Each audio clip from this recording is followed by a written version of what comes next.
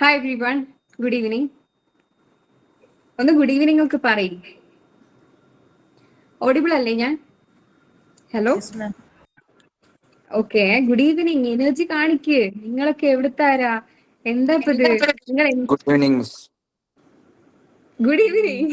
Okay, good evening. എല്ലാരും പഠിക്കുന്ന ആൾക്കാരാണോ? കോളേജിൽ പഠിക്കുന്ന ആൾക്കാരാണോ? അല്ലെങ്കിൽ നെറ്റിന് പ്രിപ്പയർ ചെയ്യുന്നവരാണോ? എന്താ നിങ്ങളുടെ അവസ്ഥ ഒന്ന് പറയോ? കോളേജ് സ്റ്റുഡൻസ് ആണോ? അല്ലെങ്കിൽ നെറ്റിന് വേണ്ടി തന്നെ പഠിക്കുന്ന ആൾക്കാരാണോ? അല്ലെങ്കിൽ എന്തെങ്കിലും ജോബ് ചെയ്തുകൊണ്ട് പഠിക്കുന്ന ആൾക്കാരാണോ? ഒന്ന് അപ്ഡേറ്റ് ചെയ്യോ about you guys. PG final years ആണ്, കോളേജ് സ്റ്റുഡന്റ് ആണ്, PG കോളേജ് സ്റ്റുഡന്റ്, വർക്കിംഗ് ആണ്. ഓക്കെ, വർക്കിംഗ് ആയ ആൾക്കാരും ഉണ്ട്. നെറ്റ് കിട്ടിയവരും ഉണ്ട് അല്ലേ? നെറ്റ് കിട്ടിയവരുണ്ട്. ഉണ്ടോ? അതൊന്ന് അപ്ഡേറ്റ് ചെയ്യണേ. ഇത് നമ്മളൊരു എന്താ ടു വേ കമ്മ്യൂണിക്കേഷൻ എന്തായാലും ഉണ്ടാവേണ്ട ഒരു സെഷൻ ആണ്. ഞാൻ മാത്രം സംസാരിച്ചിട്ട് ഒരു കാര്യമില്ല. ബിക്കോസ് എനിക്ക് എന്താണോ അറിയേണ്ടത് അത് നിങ്ങളും പറയണം. നിങ്ങൾക്ക് എന്താണോ അറിയേണ്ടത് അത് എന്ത് ചെയ്യണം, നിങ്ങളും ചോദിക്കണം. ആ രീതിയിലാണ് നമ്മളെ സെഷൻ പോകുന്നത്. ഞാൻ എന്നെ ഒന്ന് പരിചയപ്പെടുത്താം. എന്റെ പേര് ഗോപിക പവിത്രൻ ആണ്. UGC നെറ്റ് ഹോൾഡർ ആണ് 4 times.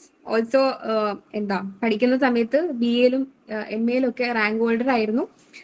പിന്നെ അത്യാവശ്യം കോമ്പറ്റേറ്റീവ് എക്സാം ഒക്കെ ക്രാക്ക് ചെയ്തിട്ടുണ്ട്. സെറ്റ്, കേട്ടറ്റ് പോലുള്ള എക്സാംസ് ഒക്കെ ക്രാക്ക് ചെയ്തിട്ടുണ്ട്. Okay, that's all about me. ഇന്ന് നമ്മൾ എല്ലാവരും ഇവിടെ ചേർന്നിരിക്കുന്നത് UGC നെറ്റിന്റെ ഒരു വർക്ക്ഷോപ്പിന് വേണ്ടിയിട്ടാണ്. 7 days ഫ്രീ ഓൺലൈൻ വർക്ക്ഷോപ്പാണ്. നിങ്ങൾക്ക് എവിടെ വന്നിട്ടും എങ്ങനെ വേണമെങ്കിലും ആക്സസ് ചെയ്യാൻ പറ്റുന്ന ഒരു വർക്ക്ഷോപ്പാണ്. അതിന്റെ സ്റ്റാർട്ടിംഗ് ഡേ ആണ് ഇന്ന് അല്ലേ? സ്റ്റാർട്ടിംഗ് ഡേ ആയതുകൊണ്ട് തന്നെ നമുക്ക് എക്സാമിനെ പറ്റിയിട്ടുള്ള റിവ്യൂ തന്നെ ഞാൻ ഇന്ന് തരാമെന്ന് വിചാരിച്ച്. ഇത് ഹെൽപ്ഫുൾ അല്ലേ? എന്താ നിങ്ങളുടെ അഭിപ്രായം? ഹെൽപ്ഫുൾ അല്ലേ?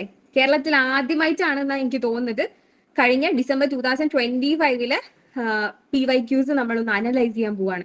PYQs is very important. എന്തുകൊണ്ടാണ് അത് ഇമ്പോർട്ടന്റ് ആകുന്നത് എന്നുള്ളത് ആരെങ്കിലും ഒന്ന് ചാറ്റ് ബോക്സിൽ പറയോ? ആരെങ്കിലും ഒന്ന് പറയോ എന്തുകൊണ്ടാണ് PYQs ഇമ്പോർട്ടന്റ് ആയിരിക്കുന്നത്? ഈ സെഷന്റെ ഇമ്പോർട്ടൻസ് എങ്ങനെയാ വരുന്നത്? എന്തിനാണ് PYQs നമ്മൾ അനലൈസ് ചെയ്യുന്നത് എന്നുള്ള കാര്യം ആർക്കെങ്കിലും അറിയാവോ? സീരിയസ് ആയിട്ട് പ്രിപ്പയർ ചെയ്യുന്ന ആൾക്കാരാണ് നിങ്ങൾ എന്തായാലും റിപ്ലൈ ചെയ്യേണ്ടതാണ്. ക്വസ്റ്റ്യൻ പാറ്റേൺ മനസ്സിലാവാൻ എന്നാണ് കൃപ ജോയ് പറയുന്നത്. Exam question pattern. Yes. Anything else for identifying pattern. PYQs ഒക്കെ നോക്കിയിട്ടുള്ള ആൾക്കാരാണോ നിങ്ങൾ? മുന്നേയുള്ള എക്സാമോ ക്വസ്റ്റ്യൻ പേപ്പറോ മുന്നേ എക്സാം എഴുതിയ ആൾക്കാരോ ആരെങ്കിലും ഉണ്ടോ ഇവിടെ? മുന്നേ എക്സാം എഴുതിയ ആരെങ്കിലും ഉണ്ടോ ഇവിടെ? എക്സാമിനെ പറ്റി ഞാൻ പറയേണ്ട ആവശ്യമുണ്ടോ? എത്ര പേപ്പർ ഉണ്ട്, എത്ര ക്വസ്റ്റ്യൻസ് ആണ്, ഇങ്ങനത്തെ കാര്യങ്ങളൊക്കെ പറയേണ്ട ആവശ്യമുണ്ടോ?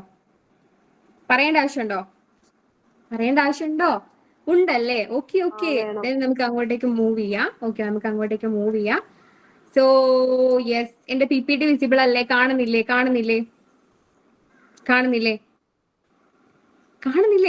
Okay, thank you so much. So ഇന്നത്തെ കോണ്ടന്റ് ഞാനൊന്ന് പറയാം. എന്തൊക്കെയാണ് പറയാൻ പോകുന്നതെന്ന്. കംപ്ലീറ്റ് എക്സാമിന്റെ അനാലിസിസ് ആണ് നമ്മൾ ഉദ്ദേശിക്കുന്നത്. 50 ക്വസ്റ്റ്യൻസ് ഉള്ള പേപ്പർ 1ന്റെ അനാലിസിസ്. ഇതിന്റെ പ്രത്യേകത എന്ന് വെച്ച് കഴിഞ്ഞാൽ 85 സബ്ജക്ട്സിലാണ് UGC നെറ്റിന്റെ എക്സാം നടക്കാറുള്ളത്. അതിലുള്ള എല്ലാവർക്കും ഉള്ള ഒരു പ്രത്യേക പേപ്പറാണ്, കോമൺ പേപ്പറാണ് എന്തെന്ന് പറയുന്നത്, പേപ്പർ 1 എന്ന് പറയുന്നത്. പിന്നെ ഉള്ളത് പേപ്പർ 2 ആണ്, നമ്മുടെ സബ്ജക്ട് സ്പെസിഫിക് ആയിട്ടുള്ള പേപ്പർ. അതിൽ 100 ക്വസ്റ്റ്യൻസ് കാണും. ടോട്ടല് 300 മാർക്കിലാണ് എക്സാം ഉണ്ടാകുന്നത്. 50 ക്വസ്റ്റ്യൻസിന് 100 മാർക്ക് എന്നുള്ള രീതിയിൽ ഒരു question 2 mark. Okay, negative marking ഇല്ലാത്ത ഇന്ത്യയിലുള്ള നമ്പർ 1 എക്സാം ആണ് UGC നെറ്റ് എന്ന് പറയുന്നത്. ഓക്കെ, എല്ലാ ക്വസ്റ്റ്യനും കണ്ണുമൂട്ടി ആൻസർ ചെയ്യാൻ പറ്റുന്ന ക്വസ്റ്റ്യൻസ്. സോ എല്ലാ ക്വസ്റ്റ്യൻ അറ്റൻഡ് ചെയ്യുക, അതിന് വേണ്ടിയിട്ട് ടൈം മാനേജ്മെന്റ് എങ്ങനെ സെറ്റ് ചെയ്യാം, ഇതൊക്കെയാണ് നമ്മൾ നോക്കാൻ പോകുന്നത്. അതിന് വേണ്ടിയിട്ട് പേപ്പർ 1ന്റെ കഴിഞ്ഞ exam December 25 all trend changes ഇന്ന് ഡിസ്കസ് ചെയ്യുന്നതായിരിക്കും. Also what to focus and study, എന്ത് പഠിക്കണം എന്നുള്ള ഒരു ടോട്ടൽ റിവ്യൂ നിങ്ങൾക്ക് കിട്ടുന്നതായിരിക്കും. പിന്നെയാണ് cut off and safe score വരുന്നത്. ഒരു കട്ട് ഓഫ് ബേസ്ഡ് ആയിട്ടുള്ള എക്സാം ആണിത് അല്ലേ? ഇന്ത്യയിലുള്ള ഏറ്റവും നന്നായി പഠിക്കുന്ന 1% JRF-ഉം 6% നെറ്റും കൊടുക്കുന്ന എക്സാം. ഓക്കെ, ഭാവിയിൽ അസിസ്റ്റന്റ് പ്രൊഫസേഴ്സും റിസർച്ചേഴ്സും ആവാനുള്ള എക്സാം. അപ്പൊ നമ്മൾ ഇന്ന് കട്ട് ഓഫും അതിൽ പേപ്പർ 1ന്റെ സേഫ് സ്കോറും ഡിസൈഡ് ചെയ്യും. അത് നമ്മൾ തീരുമാനിക്കും. നമ്മൾ ഇന്ന് അങ്ങനെ ഒരു പ്ലെഡ്ജ് എടുത്തിട്ടേ പോകുള്ളൂ, ഞാൻ ആ ഒരു മാർക്ക് വാങ്ങും, ഇനി എന്റെ എയിം ഇതാണ് എന്നുള്ള രീതിയിൽ നമ്മൾ എന്ത് ചെയ്യും, ഫിക്സ് ചെയ്തിട്ട് പോകും. പിന്നെ പറയുന്നത് നോട്ട് മേക്കിംഗ് മെത്തേഡ്. ഞാൻ എന്തിനാ ഇത്രയും വലിയ നിങ്ങൾക്ക് നോട്ട് മേക്കിംഗ് മെത്തേഡ് പറഞ്ഞു തരുന്നതെന്ന് ഒരു കൺഫ്യൂഷൻ ഉണ്ടാവും. പക്ഷെ ഇത് അത്യാവശ്യമാണ്. ഒരു എക്സാമിന്റെ ഒരു എക്സാം എന്ന് പറഞ്ഞു കഴിഞ്ഞാൽ അത് എങ്ങനെയാണ് പഠിക്കേണ്ടതെന്നുള്ളതും അതിന്റെ നോട്ട് മേക്കിങ്ങും അതിലുള്ള എന്താ എക്സാമിന്റെ പാറ്റേൺ മനസ്സിലാക്കി ഏത് രീതിയിൽ പഠിക്കണം എന്നുള്ളതും വളരെ ഇമ്പോർട്ടന്റ് ആണ്. കാരണം ഇത് നമ്മൾ 100 പേരോ 10,000 പേരോ എഴുതുന്ന എക്സാം അല്ല, 10 ലക്ഷം 11 ലക്ഷം 12 ലക്ഷം പേര് എഴുതുന്ന എക്സാം ആണ്. ആ കോമ്പറ്റീഷനെ പറ്റി പറയുന്ന സമയത്ത് ഞാൻ ഒരു കാര്യം ചോദിക്കട്ടെ, 10 ലക്ഷം പേര് തമ്മിലുള്ള കോമ്പറ്റീഷൻ ആണ് ഞാൻ ഇപ്പൊ പറഞ്ഞു കഴിഞ്ഞു. പക്ഷെ ആക്ച്വൽ കോമ്പറ്റീഷൻ ഈ 10 ലക്ഷം പേര് തമ്മിലുണ്ടോ? അതാണ് നിങ്ങൾ ഫസ്റ്റ് മനസ്സിലാക്കേണ്ടത്. 10 ലക്ഷം പേര് തമ്മിലുള്ള കോമ്പറ്റീഷൻ തന്നെയാണ് ഇവിടെ നടക്കാൻ പോകുന്നത്. Just reply me please. ഒന്ന് പറയോ? ആരും മിണ്ടുന്നില്ല. ഓക്കെ, തുഷാര പറയുന്നത് no no. Okay okay okay. Ajayshree പറയുന്നു, ഫാരിസ് ഫൈസൽ പറയുന്നു, ഫാത്തിമ നദീഷ പറയുന്നു, നിഹാല ജബീൻ പറയുന്നു. Okay okay, no.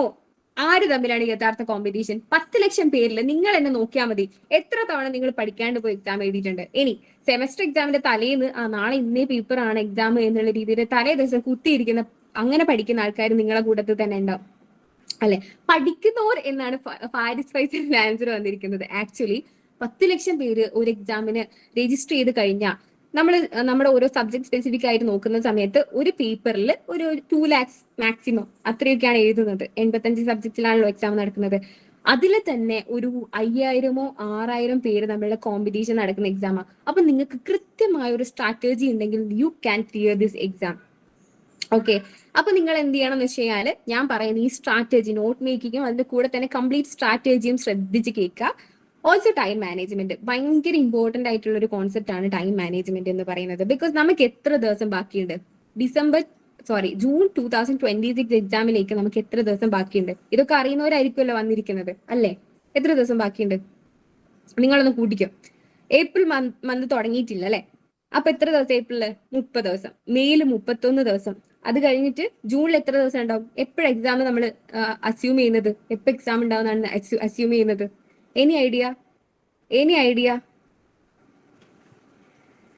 90 ഡേയ്സ് ഒക്കെ ഉണ്ടോ? 90 ഡേയ്സ് ഒക്കെ ഉണ്ടോ?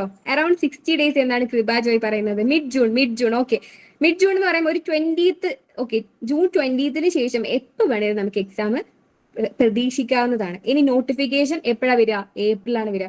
അപ്പൊ നിങ്ങളുടെ കറക്റ്റ് ടൈമിലുള്ളത്. കാരണം നമ്മൾ എക്സാമിന്റെ കാര്യങ്ങളൊക്കെ അനലൈസ് ചെയ്തിട്ട് നമ്മൾ ഒരു വീക്കപ്പ് കോൾ ഒക്കെ കിട്ടുന്ന രീതിയിലേക്ക് ആയി മാറട്ടെ ഈ സെഷൻ. അതിനുശേഷം പഠിക്കാൻ തുടങ്ങട്ടെ നിങ്ങൾ.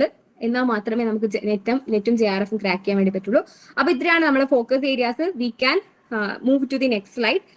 ഇതിൽ 10 യൂണിറ്റ്സ് ആണ് പേപ്പർ 1-ലുള്ളതെന്ന് അറിയാം അല്ലെ? 10 യൂണിറ്റ്സ് അല്ലേ പേപ്പർ 1-ലുള്ളത്? പേര് നോക്ക്, TARA എന്നൊക്കെ ഞാൻ പറഞ്ഞ് മെൻഷൻ ചെയ്ത് വെച്ചിട്ടുണ്ട്. അതായത് teaching aptitude, research aptitude, reading comprehension, communication, mathematical reasoning, logical reasoning, data interpretation, people development and environment, ICT, higher education. ഇതൊക്കെയാണ് നമ്മുടെ സബ്ജക്ട്സ് എന്ന് പറയുന്നത്. 10 യൂണിറ്റ്സ് ഉള്ള സബ്ജക്ട്സ് എന്ന് പറയുന്നത്. ഇനി പേപ്പർ 2 എന്ന് പറഞ്ഞാൽ നമ്മൾ ഏത് സബ്ജക്റ്റിലാണോ എന്ത് ചെയ്യുന്നത്, മാസ്റ്റേഴ്സ് ചെയ്യുന്നത്, ആ സബ്ജക്റ്റ് ആയിരിക്കും. അതിൽ നിന്നാണ് 100 ക്വസ്റ്റ്യൻസ് വരുന്നത്. ഇനി 10 യൂണിറ്റ്സ് എന്ന് പറയുന്ന സമയത്ത് നിങ്ങൾ ഏറ്റവും ടഫ് ആയിട്ടുള്ള യൂണിറ്റ് ഏതാണെന്ന് പറയോ? നിങ്ങൾക്ക് പേഴ്സണലി ഏത് യൂണിറ്റ് ആണ് ടഫ് എന്ന് പറയാൻ പറ്റുമോ? Just reply please. പറയും. നിങ്ങൾ സംസാരിച്ചാലേ എനിക്ക് പറയാൻ വേണ്ടി പറ്റുള്ളൂ. ഓക്കെ, റോജ രവിക്ക് മാത്തമാറ്റിക്കൽ റീസണിംഗ് ആണ് tough. Data interpretation. Okay, mathematical reasoning. Okay. ഇനി ഏതാ? MR. ഓക്കെ, വേറെ ടഫ് ആയിട്ടുള്ള ഒരു യൂണിറ്റ്സും ഇല്ല. Maths and data MR. വേറെ ഏതെങ്കിലും അഭിപ്രായക്കാരുണ്ടോ? Reading comprehension. ഓക്കെ, മിർഷക്ക് റീഡിംഗ് കോംപ്രഹെൻഷൻ ആണ് ടഫ്. Teaching aptitude. അപ്പൊ നിങ്ങൾക്ക് അറിയാം റിസർച്ച് ആപ്റ്റിറ്റ്യൂഡ് ഡിഫറെന്റ് ആൻസേഴ്സ് വരുന്നുണ്ട്. നിങ്ങൾ ക്വസ്റ്റ്യൻസ് ഒക്കെ അനലൈസ് ചെയ്തിട്ടുണ്ട് അല്ലെ? ക്വസ്റ്റ്യൻ ഒക്കെ കണ്ടിട്ടുണ്ട് അല്ലെ? Okay, very good. സീരിയസ് ആയിട്ട് പ്രിപ്പയർ ചെയ്യുന്ന ആൾക്കാർക്കാണ് നമ്മൾ എന്തായാലും സെഷൻ നടത്തുന്നത് തന്നെ. അപ്പം എല്ലാ യൂണിറ്റ്സിൽ നിന്നും 5 ക്വസ്റ്റ്യൻ വീതം 50 ക്വസ്റ്റ്യൻ ആണ് പേപ്പർ 1-ൽ ഉണ്ടാവുന്നത്. അതിൽ ഞാൻ ഇപ്പം എഴുതിയിരിക്കുന്നത് പേഴ്സണലി എല്ലാ പേപ്പറും എടുത്തു വെച്ച് ഞാൻ നോക്കി വെച്ചിരിക്കുന്ന എന്റെ അസംഷൻ ആണ് കേട്ടോ. ഞാൻ വെറുതെ വാഗായിട്ട് സംസാരിക്കുന്നതല്ല. എല്ലാ ഷിഫ്റ്റിലെയും എല്ലാ ക്വസ്റ്റ്യൻ പേപ്പറും ഞാൻ കണ്ടിട്ടുണ്ട്, ഞാൻ ചെയ്ത് നോക്കിയിട്ടുണ്ട്. അതിനുശേഷമാണ് ഞാൻ സംസാരിക്കുന്നത്.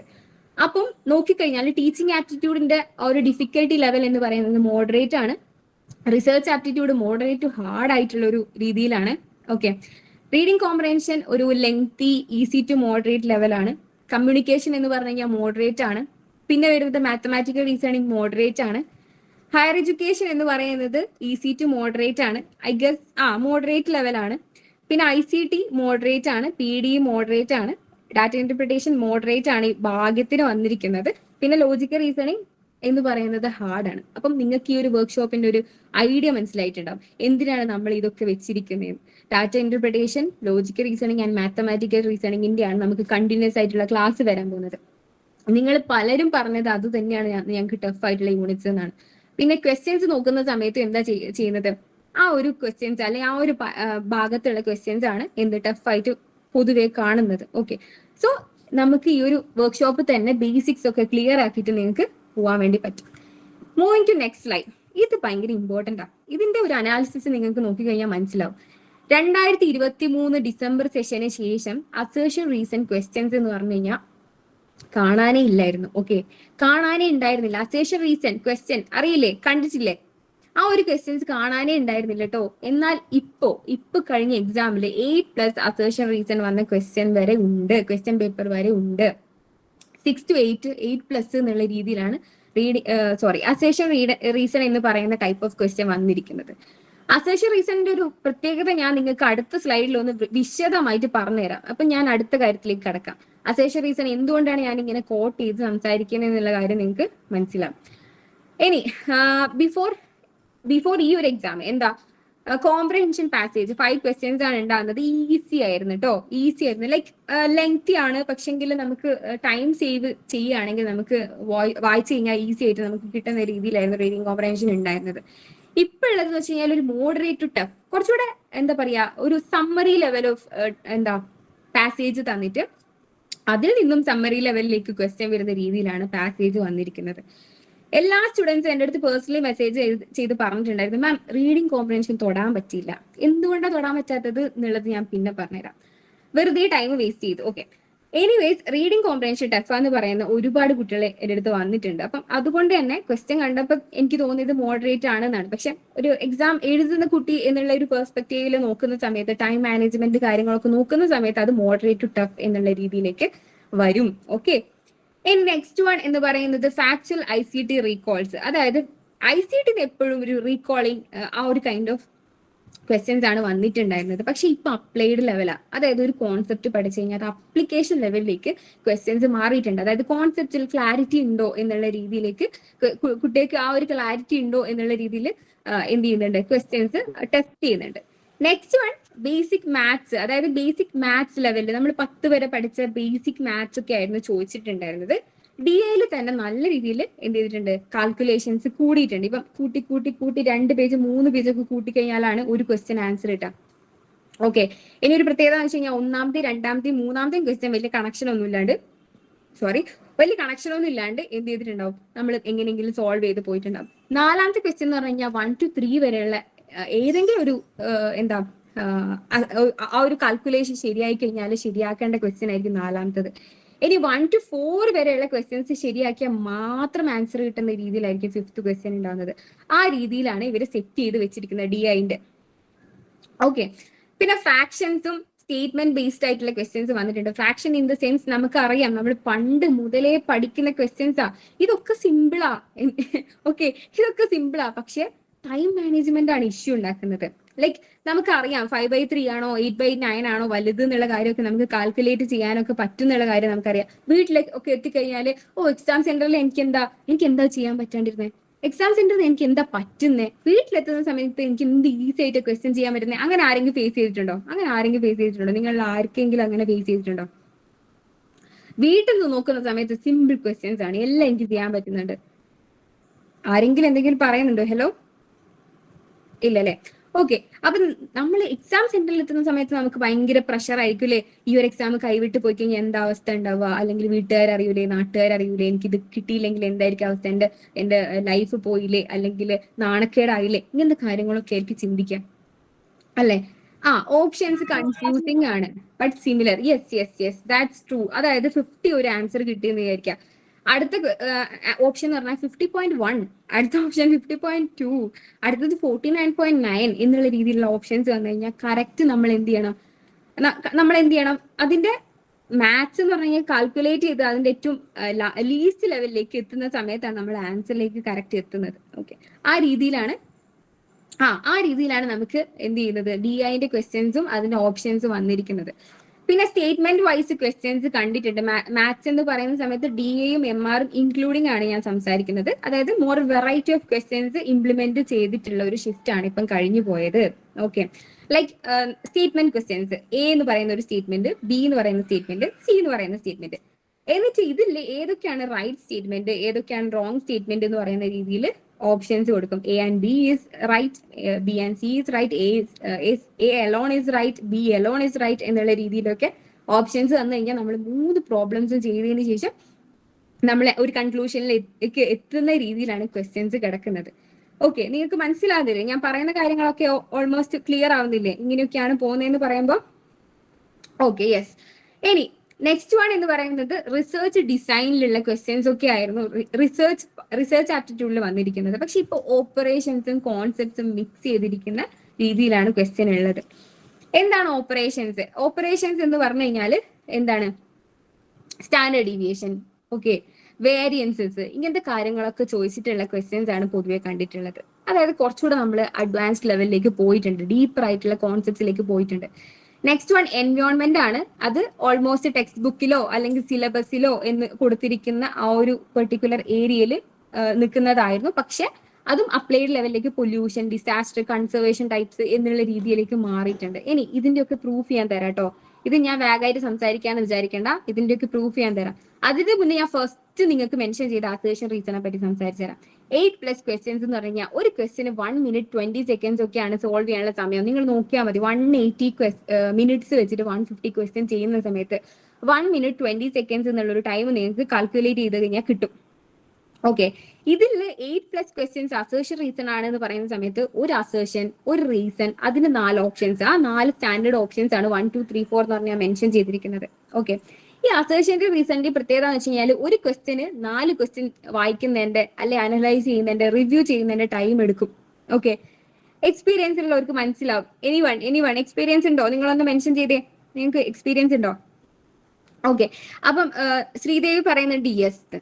ശ്രീദേവിക്ക് അറിയാം എന്തോ ഒരു പ്രശ്നമുള്ള ക്വസ്റ്റ്യൻ ആണ് ഇത് എന്നുള്ള കാര്യം അല്ലെ. അപ്പൊ ഒരു അസേർഷൻ മേലെ കൊടുത്തിട്ടുണ്ടാവും, അടുത്തത് എന്ന് പറഞ്ഞു കഴിഞ്ഞാൽ റീസൺ ആയിരിക്കും. ഈ അസേർഷനും റീസണും നമ്മൾ ഇൻഡിവിജ്വലി കറക്റ്റ് മനസ്സിലാക്കണം. ഇപ്പം 3 step സ്ട്രാറ്റജി ഞാൻ ഇവിടെ കൊടുത്തിട്ടുണ്ട്, വായിച്ചു നോക്കിയേ. സ്റ്റെപ്പ് 1 എന്ന് പറഞ്ഞു കഴിഞ്ഞാൽ decide if A is true or false independently. A മാത്രം അല്ലെങ്കിൽ R മാത്രം ട്രൂ ആണോ എന്നുള്ള രീതിയിൽ നമ്മൾ അത് മനസ്സിലാക്കണം. ഓക്കെ, A എന്ന് പറയുന്നത് അസേർഷൻ ആണ്, R എന്ന് പറഞ്ഞാൽ റീസൺ ആണ്. അസേർഷൻ സ്വന്തമായിട്ട് വായിച്ചിട്ട് ഇൻഡിപെൻഡന്റ്ലി അത് റൈറ്റ് ആണോ റോങ് ആണോ എന്ന് മനസ്സിലാക്കണം. റീസൺ എന്ന് പറഞ്ഞു കഴിഞ്ഞാൽ അതും ഇൻഡിപെൻഡന്റ്ലി വായിച്ചിട്ട് റോങ് ആണോ റൈറ്റ് ആണോ എന്നുള്ള കാര്യം മനസ്സിലാക്കണം. തേർഡ് സ്റ്റെപ്പ് എന്ന് പറഞ്ഞു കഴിഞ്ഞാൽ ഇപ്പം വാട്ട് ഇഫ് A അല്ലെങ്കിൽ R റൈറ്റോ റോങ്ങോ എന്നുള്ളത് നിങ്ങൾക്ക് കിട്ടിക്കഴിഞ്ഞാൽ അടുത്ത സ്റ്റെപ്പ് ഈസിയാ. അതായത് ഒന്ന് ശരിയാണെങ്കിൽ രക്ഷപ്പെട്ടു, അതായത് assertion is correct, reason is not correct എന്നുള്ള ഓപ്ഷൻ സിയിലേക്ക് നമുക്ക് എത്തിച്ചേരാം. അല്ലെങ്കിൽ 4ാമത്തെ ഓപ്ഷൻ എന്ന് പറഞ്ഞു കഴിഞ്ഞാൽ A is not correct, R is true എന്ന് പറയുന്ന രീതിയിലേക്കുള്ള ഓപ്ഷനിലേക്ക് എത്തിച്ചേരാം. ഇനി നമ്മൾ പെട്ടിരിക്കുന്ന അവസ്ഥ എന്താണെന്ന് വെച്ച് കഴിഞ്ഞാൽ അസേർഷനും ട്രൂ, റീസണും ട്രൂ.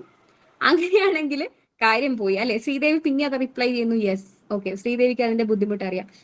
രണ്ടും എന്താ ട്രൂ ആണെങ്കിൽ അത് തമ്മിലുള്ള റിലേഷൻ നമ്മൾ കണ്ടുപിടിക്കണം. അതായത് ഓപ്ഷൻ A ഒന്ന് വായിച്ചു നോക്കുക, both A and R correct, R is the correct explanation of A.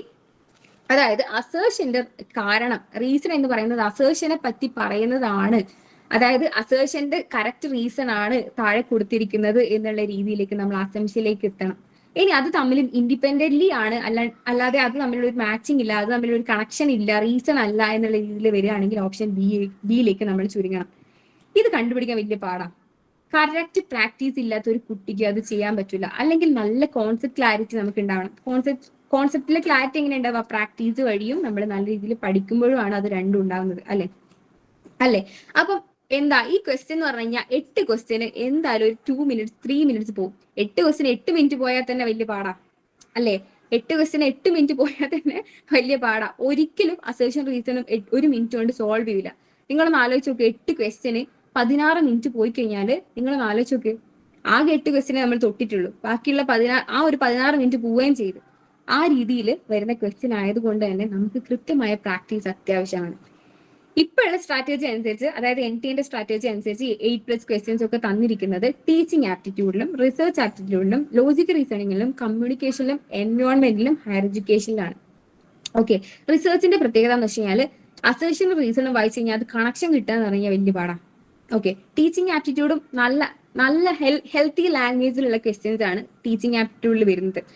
അതായത് ഒരാൾ ഒന്നോ രണ്ടോ ആൾക്കാർ മെൻഷൻ ചെയ്തിട്ടുണ്ട് ടീച്ചിങ് ആപ്റ്റിറ്റ്യൂഡ് ടഫാന്നുള്ളത്. കാരണം കോൺസെപ്റ്റ് ക്ലാരിറ്റിയും അത് തമ്മിലുള്ള റിലേഷനും കണ്ടുപിടിക്കാന്ന് പറഞ്ഞു കഴിഞ്ഞാൽ കുറച്ച് പാടുള്ള കാര്യമാണ്. പക്ഷെ നമ്മൾ as A teachers, as A growing അല്ലെങ്കിൽ ഗ്രൂമിങ് എന്താ ടീച്ചേഴ്സ് എന്നുള്ള രീതിയിൽ നമുക്ക് ടീച്ചിങ് ആപ്റ്റിറ്റ്യൂഡ് നല്ല രീതിയിൽ ക്ലിയർ ആയിരിക്കണം അല്ലെ.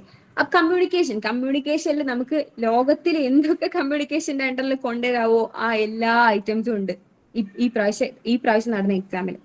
അങ്ങനെയാണ് ഈ ഒരു എക്സാമിന്റെ ട്രെൻഡ് പോയിരിക്കുന്നത്. ഓക്കെ, അടുത്ത സ്ലൈഡിലേക്ക് മൂവ് ചെയ്യാം. ഇത് നിങ്ങൾ കാണുന്നില്ലേ? വിസിബിൾ അല്ലേ? വിസിബിൾ അല്ലേ? വായിക്കാൻ പറ്റുന്നില്ലേ? നിങ്ങളൊന്ന് നോക്കിയേ. ICT എന്ന് പറയുന്ന ICT എന്ന് പറയുന്ന സെക്ഷനിൽ ഞാൻ കുറച്ച് കാര്യങ്ങൾ എന്ത് ചെയ്തിട്ടുണ്ട്, സ്പെഷ്യലി മെൻഷൻ ചെയ്തിട്ടുണ്ട്. സെർച്ച് എൻജിൻസ്, എക്രോണിംസ് ഒക്കെ എല്ലാ എക്സാമിലും കാണുന്ന ക്വസ്റ്റ്യൻസ് ആണ്. എക്രോണിംസ് ഇപ്പം റാമിന്റെ ഫുൾ ഫോം എന്താണ്, ആ രീതിയിലാണ് എക്രോണിംസ് പോകുന്നത്. സൈബർനെറ്റിക്സ് എന്ന് പറഞ്ഞു കഴിഞ്ഞാൽ അതൊരു പുതിയ ഏരിയ ആണ്. ഈ ഒരു എക്സാമിലാണ് നമ്മൾ ആ ഒരു ഏരിയ കാണാൻ തുടങ്ങിയത് തന്നെ. നമ്പർ കൺവേർഷൻ നമ്മൾ എല്ലാം പഠിച്ചു പോകും. നമ്മൾ octal, decimal, what ever it is എല്ലാം നമ്മൾ പഠിച്ചിട്ട് പോകുന്ന സമയത്ത് ഇൻഡിജേഴ്സ് ഉള്ള നമ്പേഴ്സ് ആണ് വന്നിരിക്കുന്നത് അല്ലേ.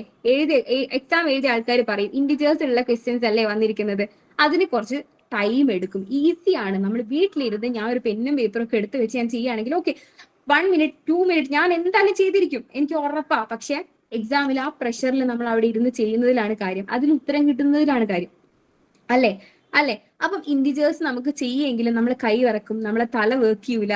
അല്ലെങ്കിൽ നമ്മൾ അത് കഴിഞ്ഞിട്ട് ഞാൻ വീട്ടിലെത്തുന്ന ആ സമയത്ത് ഉണ്ടാകുന്ന എന്റെ ടെൻഷൻസ്, ആ രീതിയിലൊക്കെ നമ്മൾ ടെൻഷനായിട്ട് ചെയ്യാൻ പറ്റാത്ത ഒരു രീതിയിലേക്ക് ക്വസ്റ്റ്യൻസ് വന്നിട്ടുണ്ട്. അപ്പം എന്തായാലും ഇതൊരു ട്രെൻഡ് ചേഞ്ചർ ആണ്. ബിക്കോസ് ഇതുവരെ നടന്ന എക്സാംസിൽ ഇൻഡിജേഴ്സ് ഉള്ള എല്ലാ ക്വസ്റ്റ്യൻസ് ഒന്നും വന്നിട്ടില്ല. ലൈക്ക് 1 or 2 1 or 2 നമ്പേഴ്സ് ആണ് ഇൻഡിജേഴ്സിൽ വന്നിരിക്കുന്നത്. പക്ഷെ ചില ഷിഫ്റ്റിലെ കുട്ടികൾക്ക് എല്ലാ ഓപ്ഷൻസിലും ഇൻഡിജേഴ്സ് ഉള്ള നമ്പറൊക്കെ കിട്ടിയിട്ടുണ്ട്. എനിക്ക് സങ്കടം വന്നിട്ടുണ്ട് സത്യം പറഞ്ഞു കഴിഞ്ഞാൽ. എന്താണെന്ന് വെച്ചാൽ നല്ല പ്രാക്ടീസ് ഉണ്ടെങ്കിൽ മാത്രമേ അതൊക്കെ ചെയ്യാൻ വേണ്ടി പറ്റുള്ളൂ അല്ലെ. നെക്സ്റ്റ് വൺ എന്ന് പറയുന്നത് സ്വയം എന്ന് പറഞ്ഞു കഴിഞ്ഞാൽ NTA സ്വയം വിട്ടൊരു കളിയൂല. ഓക്കെ, അവർക്ക് സ്വയം എന്ന് പറഞ്ഞു കഴിഞ്ഞാൽ എന്തോ ഒരു കൂടപ്പിറപ്പിന്റെ ഉള്ള സ്നേഹം പോലെയാ. ഒരു ഏരിയ അവർ തന്നിരിക്കും. ഓക്കെ, എപ്പോഴും സ്വയത്തിന്റെ ക്വസ്റ്റ്യൻ വരിക എന്ന് വെച്ചിട്ട് എല്ലാവർക്കും സ്വയത്തിലെ ഫുൾ മാർക്ക് വാങ്ങാൻ പറ്റുന്നുണ്ടോ? ഒരിക്കലും ഇല്ല. പഠിക്കുന്നതിന്റെ കൂടെ PYQ നമ്മൾ നോക്കുന്നതിന്റെ കൂടെ കോൺസെപ്റ്റ്സിന്റെ ഇമ്പോർട്ടൻസ് അവിടെയാണ് വരുന്നത്. ഓക്കെ, PYQ ചെയ്യുന്ന സമയത്ത് 4 ഓപ്ഷനും ക്വസ്റ്റ്യനും പഠിക്കുന്നതിന്റെ കൂടെ ആ ഓപ്ഷൻ, ആ ഒരു A option, B option, C option, D option അത് എങ്ങനെ കറക്റ്റ് ആയി, അല്ലെങ്കിൽ ബാക്കിയുള്ള 3 ഓപ്ഷൻസ് എങ്ങനെ റോങ് ആയി, അല്ലെങ്കിൽ ഇനി ഈ ഒരു 3 ഓപ്ഷൻ വെച്ചിട്ട് എന്തൊക്കെ ക്വസ്റ്റ്യൻ ഉണ്ടാവാം എന്നുള്ള രീതിയിലൊക്കെ നമ്മൾ അനലൈസ് ചെയ്താൽ മാത്രമേ നല്ല രീതിയിൽ നമുക്ക് പഠിക്കാൻ വേണ്ടി പറ്റുള്ളൂ. സ്വയം പോലുള്ള ക്വസ്റ്റ്യൻ ഒക്കെ വന്നു കഴിഞ്ഞാൽ നമുക്ക് അറിയാം സ്വയത്തുനിന്ന് ഒരു ക്വസ്റ്റ്യൻ ഉണ്ടാവും എന്നുള്ള കാര്യമൊക്കെ നമുക്കറിയാം. പക്ഷെ നമ്മൾ എന്തുകൊണ്ട് എഫേർട്ട് ഇടുന്നില്ല? ഓക്കെ, നമുക്ക് ഇഷ്ടമായ റിസോഴ്സസ് ഉണ്ട്. പക്ഷെ നമ്മൾ എന്തുകൊണ്ട് ഒരു റിസോഴ്സിൽ മാത്രം, ഒരു മെറ്റീരിയൽ മാത്രം, അല്ലെ ഒരു ക്ലാസ്സിലേക്ക് മാത്രം നമ്മൾ സ്റ്റിക്ക് ഓൺ ചെയ്യുന്നില്ല എന്നുള്ളതാണ് നമ്മുടെ പ്രശ്നം. ഒരു മെറ്റീരിയൽ കിട്ടുന്ന സമയത്ത് നമ്മൾ അത് വായിക്കും. ഓക്കെ, ഇത് നല്ല മെറ്റീരിയൽ, സ്വയത്തിനെ കൊണ്ടൊക്കെ നല്ല നോട്ട് ഉണ്ട്, എന്നിട്ട് അടുത്ത മെറ്റീരിയൽ നമ്മൾ ഡിപ്പെൻഡ് ചെയ്യാൻ നോക്കും. ഓക്കെ, അങ്ങനെ ചാടി കളിക്കും. കാരണം മനുഷ്യൻ എന്ന് പറഞ്ഞു കഴിഞ്ഞാൽ അൾട്ടിമേറ്റ്ലി അങ്ങനെയാണ്. ഒന്നിൽ നമ്മൾ ഒരിക്കലും സ്റ്റിക്ക് ഓൺ ചെയ്യില്ല. ഒന്ന് കഴിഞ്ഞ് അടുത്തടുത്ത് അങ്ങനെ പഠിക്കും. സ്വയം എന്നൊക്കെ പറയുന്ന ഏരിയ നമ്മൾ എന്ത് ചെയ്യണം, ഒരു നോട്ടിൽ സ്റ്റിക്ക് ഓൺ ചെയ്ത് നിങ്ങൾ എന്ത് ചെയ്യണം, പഠിക്കണം. നോട്ട് മേക്കിങ്ങിന്റെ ഒരു പോർഷൻ തന്നെ ഞാൻ പറയുന്നുണ്ട്, നിങ്ങൾക്ക് അത് കാണാൻ വേണ്ടി പറ്റും. സോ എന്ത് ചെയ്യുക, അതൊന്ന് ശ്രദ്ധിക്കുക. പിന്നെ ഏരിയ ഓഫ് റെക്ടാംഗിൾ അല്ലെങ്കിൽ ഫ്രാക്ഷൻസ്, മാത്സ് ഫോളോയിങ്ങിൽ തന്നെ നല്ല ടെസ്റ്റ് ക്വസ്റ്റ്യൻസ്, ഇങ്ങനെയുള്ള ക്വസ്റ്റ്യൻസ് ആണ് കണ്ടിരിക്കുന്നത്. ഈ PPT ഞാൻ നിങ്ങൾക്ക് അയച്ചിരുന്നതായിരിക്കും. നമ്മളൊരു ഫോം ഉണ്ട്, ഗൂഗിൾ ഫോം ഫില്ല് ചെയ്യുന്ന എല്ലാവർക്കും PPT കിട്ടുന്നതായിരിക്കും കേട്ടോ. ഓക്കെ, ഗൂഗിൾ ഫോം ഫില്ല് ചെയ്യുന്ന എല്ലാവർക്കും കിട്ടുന്നതായിരിക്കും. ഞാനിപ്പം ഇവിടെ മെൻഷൻ ചെയ്ത കാര്യങ്ങളൊക്കെ നോക്കുക. ഇംഗ്ലീഷും ഹിസ്റ്ററിയും പേപ്പേഴ്സ് അത് റൈറ്റ് സൈഡിൽ കൊടുത്തിട്ടുണ്ട്. ഇംഗ്ലീഷും ഹിസ്റ്ററിയും പേപ്പറിന്റെ റിവ്യൂ ആണിത്. നിങ്ങൾ എന്ത് ചെയ്യുക, നോക്കുക, ഫോക്കസ് ഏരിയാസ് നോക്കുക, അത് വെച്ച് പഠിക്കാം. ഓക്കെ, അത്രയല്ലേ നമുക്ക് ചെയ്യാൻ വേണ്ടി പറ്റുള്ളൂ. പിന്നെ ഡിഫറെന്റ് കൈൻഡ് ഓഫ് ക്വസ്റ്റ്യൻസ്, അതായത് H ഇൻഡെക്സ് എന്ന് പറയുന്ന ഒരു ക്വസ്റ്റ്യൻ ഒക്കെ വന്നിട്ടുണ്ട് റിസർച്ചിൽ. അതിന്റെ വാരിയൻസ് കണ്ടുപിടിക്കാനൊക്കെയാ. എനിക്ക് ഉറപ്പാ അത് ഹിന്ദിയിൽ തന്നെ ഒരു 20-30 കുട്ടികൾ ശരിയാക്കിയ ക്വസ്റ്റ്യൻ അത്.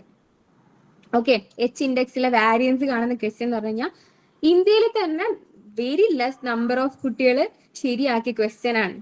ഓക്കെ, അപ്പം നിങ്ങൾക്ക് ഒരുപക്ഷെ നമുക്ക് നമ്മളെ ഭാഗ്യം പോലെ ഇരിക്കും നമ്മളെ ഷിഫ്റ്റിൽ വരുന്ന ക്വസ്റ്റ്യൻ എന്നുള്ള കാര്യം. പക്ഷേ നിങ്ങൾ എന്ത് ചെയ്യുക, അത്രക്ക് ഡീപ്പായിട്ട് പഠിക്കാൻ നോക്കാം. ഞാൻ അതുവരെ മെൻഷൻ ചെയ്തിട്ടുണ്ട്. ഇപ്പം എല്ലാ കാര്യങ്ങളും ഞാൻ ഇവിടെ മെൻഷൻ ചെയ്തിട്ടുണ്ട്. നിങ്ങൾ അത് വെച്ച് നോക്കുക, എന്നിട്ട് എന്ത് ചെയ്യുക, പഠിക്കുക. Okay, this will help you. നോക്ക്, മോഡറേറ്റ് കോംപ്രഹെൻഷൻ ആണ് പിന്നെ എനിക്ക് പറയാനുള്ളത്. മോഡറേറ്റ് ആയിട്ടുള്ള റീഡിംഗ് കോംപ്രഹെൻഷൻ. റീഡിംഗ് കോംപ്രഹെൻഷൻ വായിക്കുന്നതിന് ഒരു സ്റ്റാൻഡേർഡ് ഉണ്ട്. പേപ്പർ വായിക്കുന്ന പോലെ അല്ലെ സെം എക്സാമിന് പഠിക്കുന്ന പോലെ എഴുതുന്ന പോലെ ചെയ്യേണ്ട ഒരു കാര്യമല്ല റീഡിംഗ് കോംപ്രഹെൻഷൻ എന്ന് പറയുന്നത്. റീഡിംഗ് കോംപ്രഹെൻഷന് കുറച്ച് ടിപ്സ് ആൻഡ് ട്രിക്സ് ഒക്കെ ഉണ്ട്. അതായത് ക്വസ്റ്റ്യൻ വായിക്കണോ ആൻസർ വായിക്കണോ? ആദ്യം ഒന്ന് പറഞ്ഞേ, റീഡിംഗ് കോംപ്രഹെൻഷൻ ചെയ്യുന്ന സമയത്ത് ക്വസ്റ്റ്യൻ വായിക്കണോ ആൻസർ വായിക്കണോ? സോറി, പാസേജ് വായിക്കണോ? ക്വസ്റ്റ്യൻ വായിക്കണോ പാസേജ് വായിക്കണോ? ഏതാ ഫസ്റ്റ് വായിക്കേണ്ടത്? ക്വസ്റ്റ്യൻ വായിക്കണം എന്നാണ് അഭിരാമിയും കൃപയൊക്കെ പറയുന്നത്. ക്വസ്റ്റ്യൻ ആണോ വായിക്കേണ്ടത്? ആണോ ക്വസ്റ്റ്യൻ ആണോ വായിക്കേണ്ടത്? എത്ര പേര് പാസേജ് വായിക്കണം എന്ന് പറയുന്നുണ്ട്? പാസേജ് ഇല്ലാണ്ട് എന്ത് ക്വസ്റ്റ്യൻ വന്നിന്? അങ്ങനെ ഒരു അഭിപ്രായം ഉണ്ടോ ഒരിക്കലും? ഓക്കെ, ആദ്യം ക്വസ്റ്റ്യൻ തന്നെയാണ് വായിക്കേണ്ടത്. You are absolutely correct. നിങ്ങളെല്ലാം ഓക്കെ, 1-2 പേര് പാസേജ് വായിക്കണമെന്നുണ്ട്, പക്ഷെ it's a trick. Okay, it's a tip. നിങ്ങൾ ഇപ്പം തന്നെ എന്ത് ചെയ്യുക, മാർക്ക് ചെയ്ത് വെക്കുക. നിങ്ങൾ ഒരു കോഡ് വേർഡ് കണ്ടുപിടിക്കുക. കീവേഡ് കണ്ടുപിടിക്കുക. എങ്ങനെ? ക്വസ്റ്റ്യൻ വായിച്ചിട്ട് കീവേഡ് കണ്ടുപിടിക്കുക. അത് ജസ്റ്റ് മാർക്ക് ചെയ്യുക, അല്ലെങ്കിൽ ഒന്ന് എഴുതി വെക്കുക. ആ ഒരു വേർഡ് എവിടെയാണോ റിപ്പീറ്റ് ചെയ്യുന്നത്, അല്ലെങ്കിൽ എവിടെയാണോ ആ വേർഡ് പാസേജിൽ കാണാൻ പറ്റുന്നത്, അതിന്റെ അടുത്തൊക്കെ നിങ്ങൾക്ക് ആൻസറിലേക്ക് എത്താൻ വേണ്ടിയിട്ടുള്ള ഹുക്ക് ഉണ്ടാവും.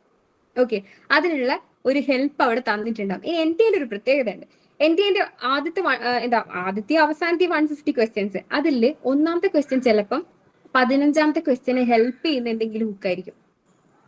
ഓക്കെ, 50ാമത്തെ ക്വസ്റ്റ്യൻ 80ാമത്തെ ക്വസ്റ്റ്യനെ ഹെൽപ്പ് ചെയ്യുന്ന രീതിയിലായിരിക്കും. ഓക്കെ, അങ്ങനെ ഒരു പ്രത്യേകത ഉണ്ട്. കാരണം ഈ ആൾക്കാർ എന്ന് പറഞ്ഞു കഴിഞ്ഞാൽ വട്ടത്തിൽ ഇരുന്നിട്ട് ക്വസ്റ്റ്യൻ ഇടുന്ന ആൾക്കാരാണ്. ഇവർക്ക് ഒരു ഏരിയ മാത്രമേ ഉണ്ടാവുള്ളൂ. ഇഷ്ടമുള്ള സ്വയം പോലുള്ള ഒരു ഏരിയ എന്ന് പറഞ്ഞു കഴിഞ്ഞാൽ ഒരങ്ങനെ സെലക്ട് ചെയ്ത് വെച്ചിരിക്കുന്ന ഒരു ഏരിയ. അപ്പൊ സ്ഥിരമായിട്ട് സ്വയത്തുനിന്ന് ഒരു ക്വസ്റ്റ്യൻ ഒരുക്കി ഇടണം. ചിലപ്പോൾ അത് ഒരു പ്രാവശ്യം ഇട്ടിട്ട് അടുത്ത ഷിഫ്റ്റിലേക്ക് വരുന്ന സമയത്ത് ആ സമയത്തേക്ക് മറന്നുപോയിട്ടുണ്ടാവും ആ ക്വസ്റ്റ്യൻ ഇട്ടത്. അപ്പൊ ചിലപ്പം ചില ഡിഫറൻസ് മാത്രം വരുത്തിയതിന് ശേഷം അങ്ങനെ തന്നെയായിരിക്കും ക്വസ്റ്റ്യൻ ഇടുക. ഇനി ഒരു ക്വസ്റ്റ്യൻ പേപ്പറിൽ തന്നെയുള്ള കാര്യം ഞാൻ പറയുന്നത്, ഒന്നാമത്തെ ക്വസ്റ്റ്യന്റെ ആൻസർ ചിലപ്പോൾ 10ാമത്തെ ക്വസ്റ്റ്യൻ ഉണ്ടാവും. ഓക്കെ, എപ്പോഴും ഇവർക്ക് മടുത്ത് സത്യം പറഞ്ഞു. എത്ര കാലം 2019 സിലബസ് ചേഞ്ചോട് കൂടെ എന്ത് ചെയ്തിട്ടുണ്ട്, അവര് കുറച്ച് ടൈപ്പ് ഓഫ് ഏരിയാസ് കാര്യങ്ങളൊക്കെ കണ്ടുവച്ചിട്ടുണ്ട്. അവിടെ നിന്ന് സ്ഥിരമായിട്ട് ക്വസ്റ്റ്യൻ ഇടുക. നിങ്ങൾ തന്നെ നോക്കിയാൽ മതി. എനിക്ക് ഇത്രയും കാലത്തെ ഇത്രയും ക്വസ്റ്റ്യൻ പേപ്പർ ഞാൻ കണ്ടതിന്റെ ഒരു അടിസ്ഥാനത്തിൽ ഞാൻ പറയുന്നത്, എനിക്ക് ഇഷ്ടപ്പെട്ട കുറച്ച് ഏരിയാസ് ഉണ്ട്, അതിന് മാത്രമേ ചോദിക്കുള്ളൂ. അതും തിരിച്ചും മറിച്ചും തന്നെ ചോദിക്കും. ഇനി ഒരു പ്രത്യേകത കൂടെ ഉണ്ട്. ഒന്നാമത്തെ ഷിഫ്റ്റില് ഒരു കാര്യം ചോദിച്ചു, ഫോർ എക്സാമ്പിൾ ഇപ്പം ഗാന്ധിജിന്റെ അച്ഛന്റെ പേരെന്താണെന്നാണ് ഒന്നാമത്തെ ഷിഫ്റ്റിൽ ചോദിച്ചതെന്ന് വിചാരിച്ചോ. ഉച്ചക്കത്തെ ഷിഫ്റ്റില് ഗാന്ധിജിയുടെ അമ്മയുടെ പേരായിരിക്കും മേ ബി ചോദിച്ചിട്ടുണ്ടാവുക. വേറെ ഏതെങ്കിലും ദിവസത്തെ വേറൊരു ഷിഫ്റ്റില് ഗാന്ധിജി എവിടെയാ ജനിച്ചതെന്നായിരിക്കും ചോദിക്കുക. ഇത് ഞാൻ ഗാന്ധിജി ചോദിച്ചതല്ല, ഞാൻ ഒരു എക്സാമ്പിൾ പറഞ്ഞാണ് കേട്ടോ. അപ്പൊ ഇങ്ങനെയാണ് ഇവർ കണക്ട് ചെയ്യുന്നത്. അങ്ങനെ തന്നെയാണ് ഏരിയ കിടക്കുന്നത്. ഒരു ഏരിയ ഫിക്സ് ചെയ്തിട്ട് അതിൽ നിന്നാണ് ക്വസ്റ്റ്യൻസ് വരുന്നത്. പിന്നെ ഞാൻ മെൻഷൻ ചെയ്യാൻ ഉദ്ദേശിക്കുന്നത് ഇന്ത്യൻ ലോജിക്കാണ്. ഇന്ത്യൻ ലോജിക്കിൽ അസേഷൻ റീസൺസ് വന്നിട്ടുണ്ട് കേട്ടോ. നല്ല ടഫാണ്. ഞാൻ പേഴ്സണലി പറയാണ്, നല്ല ടഫാണ്. കോൺസെപ്റ്റ്സിന് നല്ല ക്ലാരിറ്റി ഉള്ള ആൾക്കാർക്ക് മാത്രമേ എന്ത് ചെയ്യാൻ പറ്റുള്ളൂ, Indian logical assertion reasons answer ചെയ്യാൻ വേണ്ടി പറ്റുള്ളൂ. നമ്മൾ നടത്തുന്ന വർക്ക്ഷോപ്പിലെ 2 ദിവസത്തെ ക്ലാസ് ലോജിക്കൽ റീസണിങ് ആണെന്ന് ഞാൻ പ്രത്യേകം ഓർമ്മിപ്പിക്കുന്നു. ഓക്കെ, ഇന്ത്യൻ ലോജിക്ക് ടഫ് ഉണ്ടോ, നിങ്ങൾ വന്ന് അറ്റൻഡ് ചെയ്തിട്ട് ആ സാറിന്റെ അടുത്ത് ക്വസ്റ്റ്യൻസ് ചോദിക്കുക. മനസ്സിലാവുന്നില്ല അത് പറയാ. ബിക്കോസ് ഇത് നിങ്ങൾക്ക് ഫ്രീ അല്ലേ, നിങ്ങൾക്ക് പഠിച്ചൂടെ വന്നിട്ട്. അപ്പൊ don't miss any of the classes. Okay, എല്ലാ ദിവസവും ഇത്രയും പേര് ക്ലാസ്സിൽ ഉണ്ടാവും ഞാൻ വിചാരിക്കുന്നു. ഓക്കെ, പിന്നെ വരുന്നത് BOD COD PD important area ആണ്. BOD COD എന്ന് പറയുന്ന കാര്യങ്ങൾ, പിന്നെ ഓസോണ്, SDG MDG, ഇതൊക്കെ നിങ്ങൾ കണ്ണുപൂടി പഠിച്ചു പോവുക. ദയവേത് പഠിച്ചു പോവുക. കാരണം ഇതിലൊരു ക്വസ്റ്റ്യൻ എന്തായാലും വരും. ഒന്നാമത്തെ SDG എത്രയാണ്, എന്താണ്, 13ാമത്തെ ഏതാണ്, 15ാമത്തെ ഏതാണ്, 10ാമത്തെ ഏതാണ്, ഇത് തന്നെയാണ് ചോദിച്ചുകൊണ്ടിരിക്കുന്നത്. കോംപ്ലിക്കേറ്റഡ് അല്ലാത്ത രീതിയിലുള്ള ക്വസ്റ്റ്യൻസ് തന്നെയാണ് വന്നിരിക്കുന്നത്. P-value, റിസർച്ചിലെ P-value ഇമ്പോർട്ടന്റ് ആണ്. അത് മാത്രമല്ല നമുക്ക് സ്കിൽസ് ഓഫ് മെഷർമെന്റും ടെർമിനോളജിയും സാമ്പിളിങ്ങും ക്വാളിറ്റേറ്റീവ് ക്വാണ്ടിറ്റേറ്റീവ് റിസർച്ചും ആയിട്ടുള്ള ഏരിയാസ് തന്നെയാണ് വന്നിരിക്കുന്നത്. പക്ഷെ പ്രത്യേകത എന്ന് വെച്ച് കഴിഞ്ഞാൽ അസേഷൻ റീസണിലാണ് വന്നിരിക്കുന്നത്. ടൈം മാനേജ്മെന്റ് ആണ് അവിടെയും പ്രശ്നം വരുന്നത്. ലോയും പൊളിറ്റിക്കൽ സയൻസും ആണ് ക്വസ്റ്റ്യൻ പേപ്പേഴ്സ് ഞാൻ അനലൈസ് ചെയ്തിരിക്കുന്നത്. സോഷ്യോളജിന്റെയും CS-ന്റെയും ക്വസ്റ്റ്യൻസും ഞാൻ അവിടെ മെൻഷൻ ചെയ്തിട്ടുണ്ട്. അതിൽ ടീച്ചിങ്ങിലെ CGPA. ഓക്കെ, CGPA കൺവേർഷൻ ഞാൻ ഞെട്ടിപ്പോയി, ഇതുവരെ ചോദിച്ചിട്ടില്ല. ഓക്കെ, NTA ചരിത്രത്തിൽ ഇതുവരെ ചോദിക്കാത്തൊരു ക്വസ്റ്റ്യൻ ആണ് CGPA. പണ്ട് ചോദിച്ചിട്ടുണ്ട്, പക്ഷെ ഇപ്പൊ 4-5 കൊല്ലമായിട്ട് CGPA ഒരു ക്വസ്റ്റ്യനും കണ്ടിട്ടില്ല. പിന്നെ വരുന്നതെന്ന് വെച്ച് കഴിഞ്ഞാല് മിക്സഡ് മെത്തേഡ് ഡിസൈൻസ്, അതായത് റിസർച്ചിലെ മെത്തേഡ് ഡിസൈൻസ് നല്ല രീതിയിൽ ചോദിച്ചിട്ടുണ്ട്. റിസർച്ച് ഡിസൈനെ കൂടാതെ മിക്സഡ് മെത്തേഡ് ഡിസൈൻസും ഇവര് കുറച്ച് എന്താ പറയാ ഒരു ചേഞ്ച് വരുത്തണം എന്നുള്ള ഇതിലേക്ക് വന്നിട്ടുണ്ട്. പിന്നെ വരുന്നത് എന്ന് വെച്ച് കഴിഞ്ഞാല് യെസ് യെസ് യെസ് ഈ സെൻട്രൽ യൂണിവേഴ്സിറ്റി ഇല്ലേ, സെൻട്രൽ യൂണിവേഴ്സിറ്റി എങ്ങനെയാണ് ഫോം ചെയ്യുന്നത്, അതിന്റെ ഒരു പ്രോസസ്സ് ലൈക്ക് എങ്ങനെയാണ് ഫസ്റ്റ് ഒരു യൂണിവേഴ്സിറ്റി വരുന്നത്, അതിൽ മന്ത്രിമാർ ലോക്സഭയിൽ അല്ലെങ്കിൽ പാർലമെന്റിൽ എന്ത് ചെയ്യുന്നു, അതിന്റെ ഒരു ബില്ല് പാസ്സാക്കുന്നു, ആ രീതിയിലുള്ള പ്രോസസ്സിന്റെ ഒക്കെ ക്വസ്റ്റ്യൻസ് കണ്ടിട്ടുണ്ടായിരുന്നു. ഇൻട്രസ്റ്റിംഗ് ആയിരുന്നു. I was like okay okay ഇതും ഇപ്പൊ ചോദിക്കാൻ തുടങ്ങിയിട്ടുണ്ട് എന്നുള്ള ഒരു വണ്ടർ വരെ എനിക്ക് വന്നിട്ടുണ്ട്. അതുകൂടാണ്ട് നല്ല ലഡ്ഡു ക്വസ്റ്റ്യൻസ് ഉണ്ടായിരുന്നു. ഓക്കെ, ലഡ്ഡു ക്വസ്റ്റ്യൻസ് ഉണ്ടായിട്ടുണ്ട്. നിങ്ങൾ എന്ത് ചെയ്യാം, നിങ്ങൾ അതിലൊന്ന് കാറ്റഗറൈസ് ചെയ്യുക. എനിക്ക് ലഡ്ഡു ആയിട്ട് ജിലേബി ആയിട്ട് തോന്നുന്ന ഏതൊക്കെ ക്വസ്റ്റ്യൻ ആണ്, എന്നാൽ എനിക്ക് എന്താ ഭയങ്കര ടഫായിട്ട് തോന്നുന്ന, അല്ലെങ്കിൽ എനിക്ക് എന്നെ കൂടെ പണിയെടുപ്പിച്ചിട്ടേ മതിയാവും എന്ന് തോന്നുന്ന ക്വസ്റ്റ്യൻസ് ഏതാണെന്നുള്ള രീതിയിൽ നിങ്ങൾ കാറ്റഗറൈസ് ചെയ്ത് പോവാം. ഇതിൽ തന്നെ ടിക്ക് ചെയ്ത് പോയാലും നല്ലതാ. PPT വാങ്ങുക. ഓക്കെ, ഈ ഒരു ഫോം ഗൂഗിൾ ഫോം നിങ്ങൾ ഫില്ല് ചെയ്യുകയാണെങ്കിൽ നിങ്ങൾക്ക് PPT കിട്ടും. അതിൽ തന്നെ ജസ്റ്റ് മാർക്ക് ചെയ്ത് പോയാൽ മതി പഠിക്കുന്ന സമയത്ത്. NEP 2020 very very important. നമുക്ക് ബൈബിളാന്നൊക്കെ പറയാം. ഓക്കെ, NTA ഹയർ എഡ്യൂക്കേഷന്റെ ബൈബിളാന്നൊക്കെ പറയുന്ന ഏരിയയാണ് NEP എന്ന് പറയുന്നത്. പഠിച്ചിട്ട് പോവുക. ഉറപ്പായിട്ട് NEP വരും. 2 ദിവസം 3 ദിവസത്തിനൊക്കെ മാക്സിമം വരും. പഠിക്കുക. ഓക്കെ, നമ്മൾ എന്ത് ചെയ്യുക, നമ്മൾ എല്ലാ സാധനങ്ങളും നമ്മുടെ അടുത്തുണ്ടാവും, പക്ഷെ നമ്മൾ എഫേർട്ട് ഇടൂല. ഓക്കെ, അതിനാണ് നമുക്ക് നമ്മളെ ഇടച്ചിലാണെങ്കിൽ ഒരു മെന്ററൊക്കെ ഉണ്ട്. മെന്റർ ഇങ്ങനെ പുഷ് ചെയ്യും. ഓക്കെ, പഠിക്ക് എന്ന് പറഞ്ഞാൽ നമ്മളിങ്ങനെ പുഷ് ചെയ്യും, പക്ഷെ നിങ്ങൾ പഠിക്കൂല. അങ്ങനെ ആയാൽ പറ്റൂല. ഏരിയും അല്ലെങ്കിൽ നോട്ടും അല്ലെങ്കിൽ ക്ലാസിന്റെ മേലെ റിവിഷൻ ടെസ്റ്റ്, അത് കഴിഞ്ഞാൽ പ്രാക്ടീസ് ടെസ്റ്റ്, അത് കഴിഞ്ഞാൽ വീക്കിന്റെ എൻഡിൽ വീക്ക്ലി ടെസ്റ്റ്, മന്തിന്റെ എൻഡിൽ മന്ത്ലി ടെസ്റ്റ്, പിന്നെ കുറെ എഡക്സി ടെസ്റ്റ് എന്ന് പറഞ്ഞിട്ട് നമ്മൾ കുറെ മോഡൽ എക്സാം കൊടുക്കുന്നുണ്ട്, പിന്നെയും മോക്ക് ടെസ്റ്റുകൾ കൊടുക്കുന്നുണ്ട്, PYQ ടെസ്റ്റിന്റെ ഒരു ഗംഭീര കലവറ തന്നെ ഉണ്ട്. ഇതൊക്കെ കൊടുത്തു കഴിഞ്ഞാലും മെന്ററിന്റെ അടുത്ത് നമ്മൾ ഇങ്ങനെ സ്കെഡ്യൂൾ ചെയ്തിട്ട് മെന്റർ ഇങ്ങനെ എല്ലാ ദിവസവും ഇങ്ങനെ പുട്ടിന് തേങ്ങ ഇടുന്ന പോലെ ഇട്ട് കൊടുത്തു കഴിഞ്ഞാലും നിങ്ങൾ പഠിക്കൂല. അങ്ങനെ പഠിക്കാത്തതുകൊണ്ടാണ് മാർക്കും പോകുന്നത്. അത് നിങ്ങൾ മനസ്സിലാക്കണം. ഇനി നമുക്ക് ഇമ്പോർട്ടന്റ് ആയിട്ടുള്ള സെക്ഷൻ വൈസ് ഇമ്പോർട്ടന്റ് ടോപ്പിക്സ് നോക്കാം. Across all shift. ഇവിടെയും ഞാൻ കൊടുത്തിരിക്കുന്നത് നിങ്ങൾക്ക് ഈസി ആയിട്ട് സ്കോർ ചെയ്യാൻ വേണ്ടി പറ്റുന്നതാ. ഇത് പഠിച്ച് എത്ര മാർക്ക് സ്കോർ ചെയ്യാൻ വേണ്ടി പറ്റും? നിങ്ങളൊന്ന് നോക്കിയേ, ലിസ്റ്റ് നോക്കിയേ. ഈ ലിസ്റ്റ് നോക്കി കഴിഞ്ഞാൽ നിങ്ങൾക്ക് എത്ര മാർക്ക് സ്കോർ ചെയ്യാൻ വേണ്ടി പറ്റും? ഒന്ന് ഗസ് എത്ര മാർക്ക് നിങ്ങൾക്ക് സേവ് ചെയ്യാൻ വേണ്ടി പറ്റും എന്നുള്ള കാര്യം ഒന്ന് പറയും. ഹലോ, എല്ലാരും ഉറങ്ങിയോ അല്ലേ പോയോ? എന്താ അവസ്ഥ? നിങ്ങൾക്ക് എത്ര മാർക്ക് സ്കോർ ചെയ്യാൻ വേണ്ടി പറ്റും എന്നുള്ള കാര്യം ഒന്ന് പറയോ?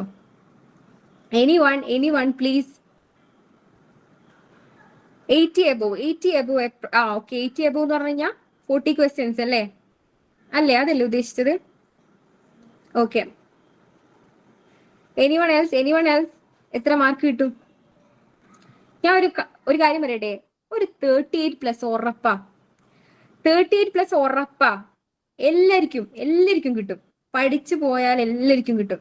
80 above തന്നെയാ പറഞ്ഞുകൊണ്ടിരിക്കുന്നത്. ഇത് തന്നെയാ ചോദിച്ചുകൊണ്ടിരിക്കുന്നത്. ഹാർഡ്വെയറും സോഫ്റ്റ്വെയറും സാമ്പിളിംഗ് ടൈപ്പും പിന്നെ വാട്ടറും BODയും ഹെത്തോഭാഷയും ഫാലസിയും അസേഷൻ റീസണിലുള്ള കൊനിഷ്ട് ക്വസ്റ്റ്യൻസ്, ക്രോണോളജി, സ്റ്റേറ്റ്മെന്റ്സ്, ഇതൊക്കെ തന്നെയേ ചോദിക്കുന്നുള്ളൂ. പക്ഷെ ആർക്കും മാർക്കില്ലാത്ത എന്തുകൊണ്ടാ? പേപ്പർ 2 നിങ്ങൾ ഗംഭീരമായി പഠിക്കും. 100 ക്വസ്റ്റ്യൻ അതിലുണ്ടല്ലോ. അല്ലെ, ഞാൻ PGന്റെ സ്റ്റുഡന്റാ, എനിക്ക് നല്ലോണം അറിയാം. എന്റെ UG കഴിഞ്ഞേ ഉള്ളൂ, PG ഇപ്പൊ ഞാൻ സെക്കൻഡ് ഇയർ ആണ്. എനിക്ക് ഗംഭീരമായിട്ട് അറിയാം. അപ്പൊ ഞാൻ എന്ത് ചെയ്യും, ഒന്നുകൂടെ ക്ലാസ് ഒക്കെ ശ്രദ്ധിച്ച് നോട്ടൊക്കെ എഴുതി ടേം പേപ്പർ അസൈൻമെന്റ് ഒക്കെ എഴുതി വൃത്തിക്ക് പഠിക്കും. എന്നാൽ പേപ്പർ 1 ഭയങ്കര മടിയായിരിക്കും.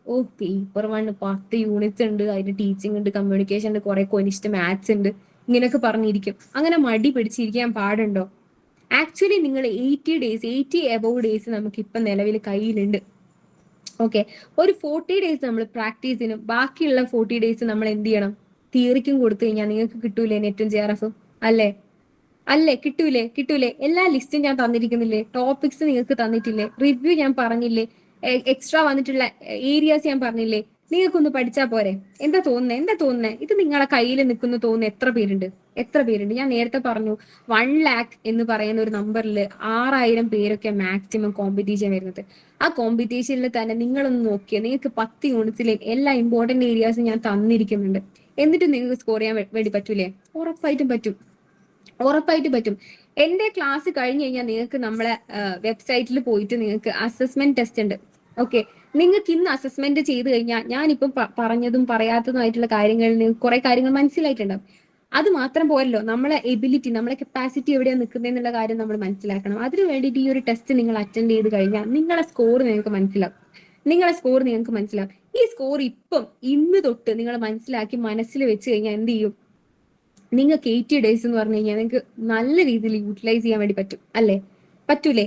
കാരണം ഇപ്പൊ ഒരു 30 റേഞ്ചിലൊക്കെ നിങ്ങൾ എത്തുകയാണെങ്കിൽ 10 ക്വസ്റ്റ്യൻ എന്ന് പറഞ്ഞു കഴിഞ്ഞാൽ നിങ്ങളുടെ കയ്യിൽ പുഷ്പം പോലെ കിട്ടുന്ന മാർക്കാണ് കേട്ടോ. ഈ 40 ക്വസ്റ്റ്യൻ ഒക്കെ നിങ്ങൾക്ക് സേവ് ചെയ്യാൻ പറ്റും.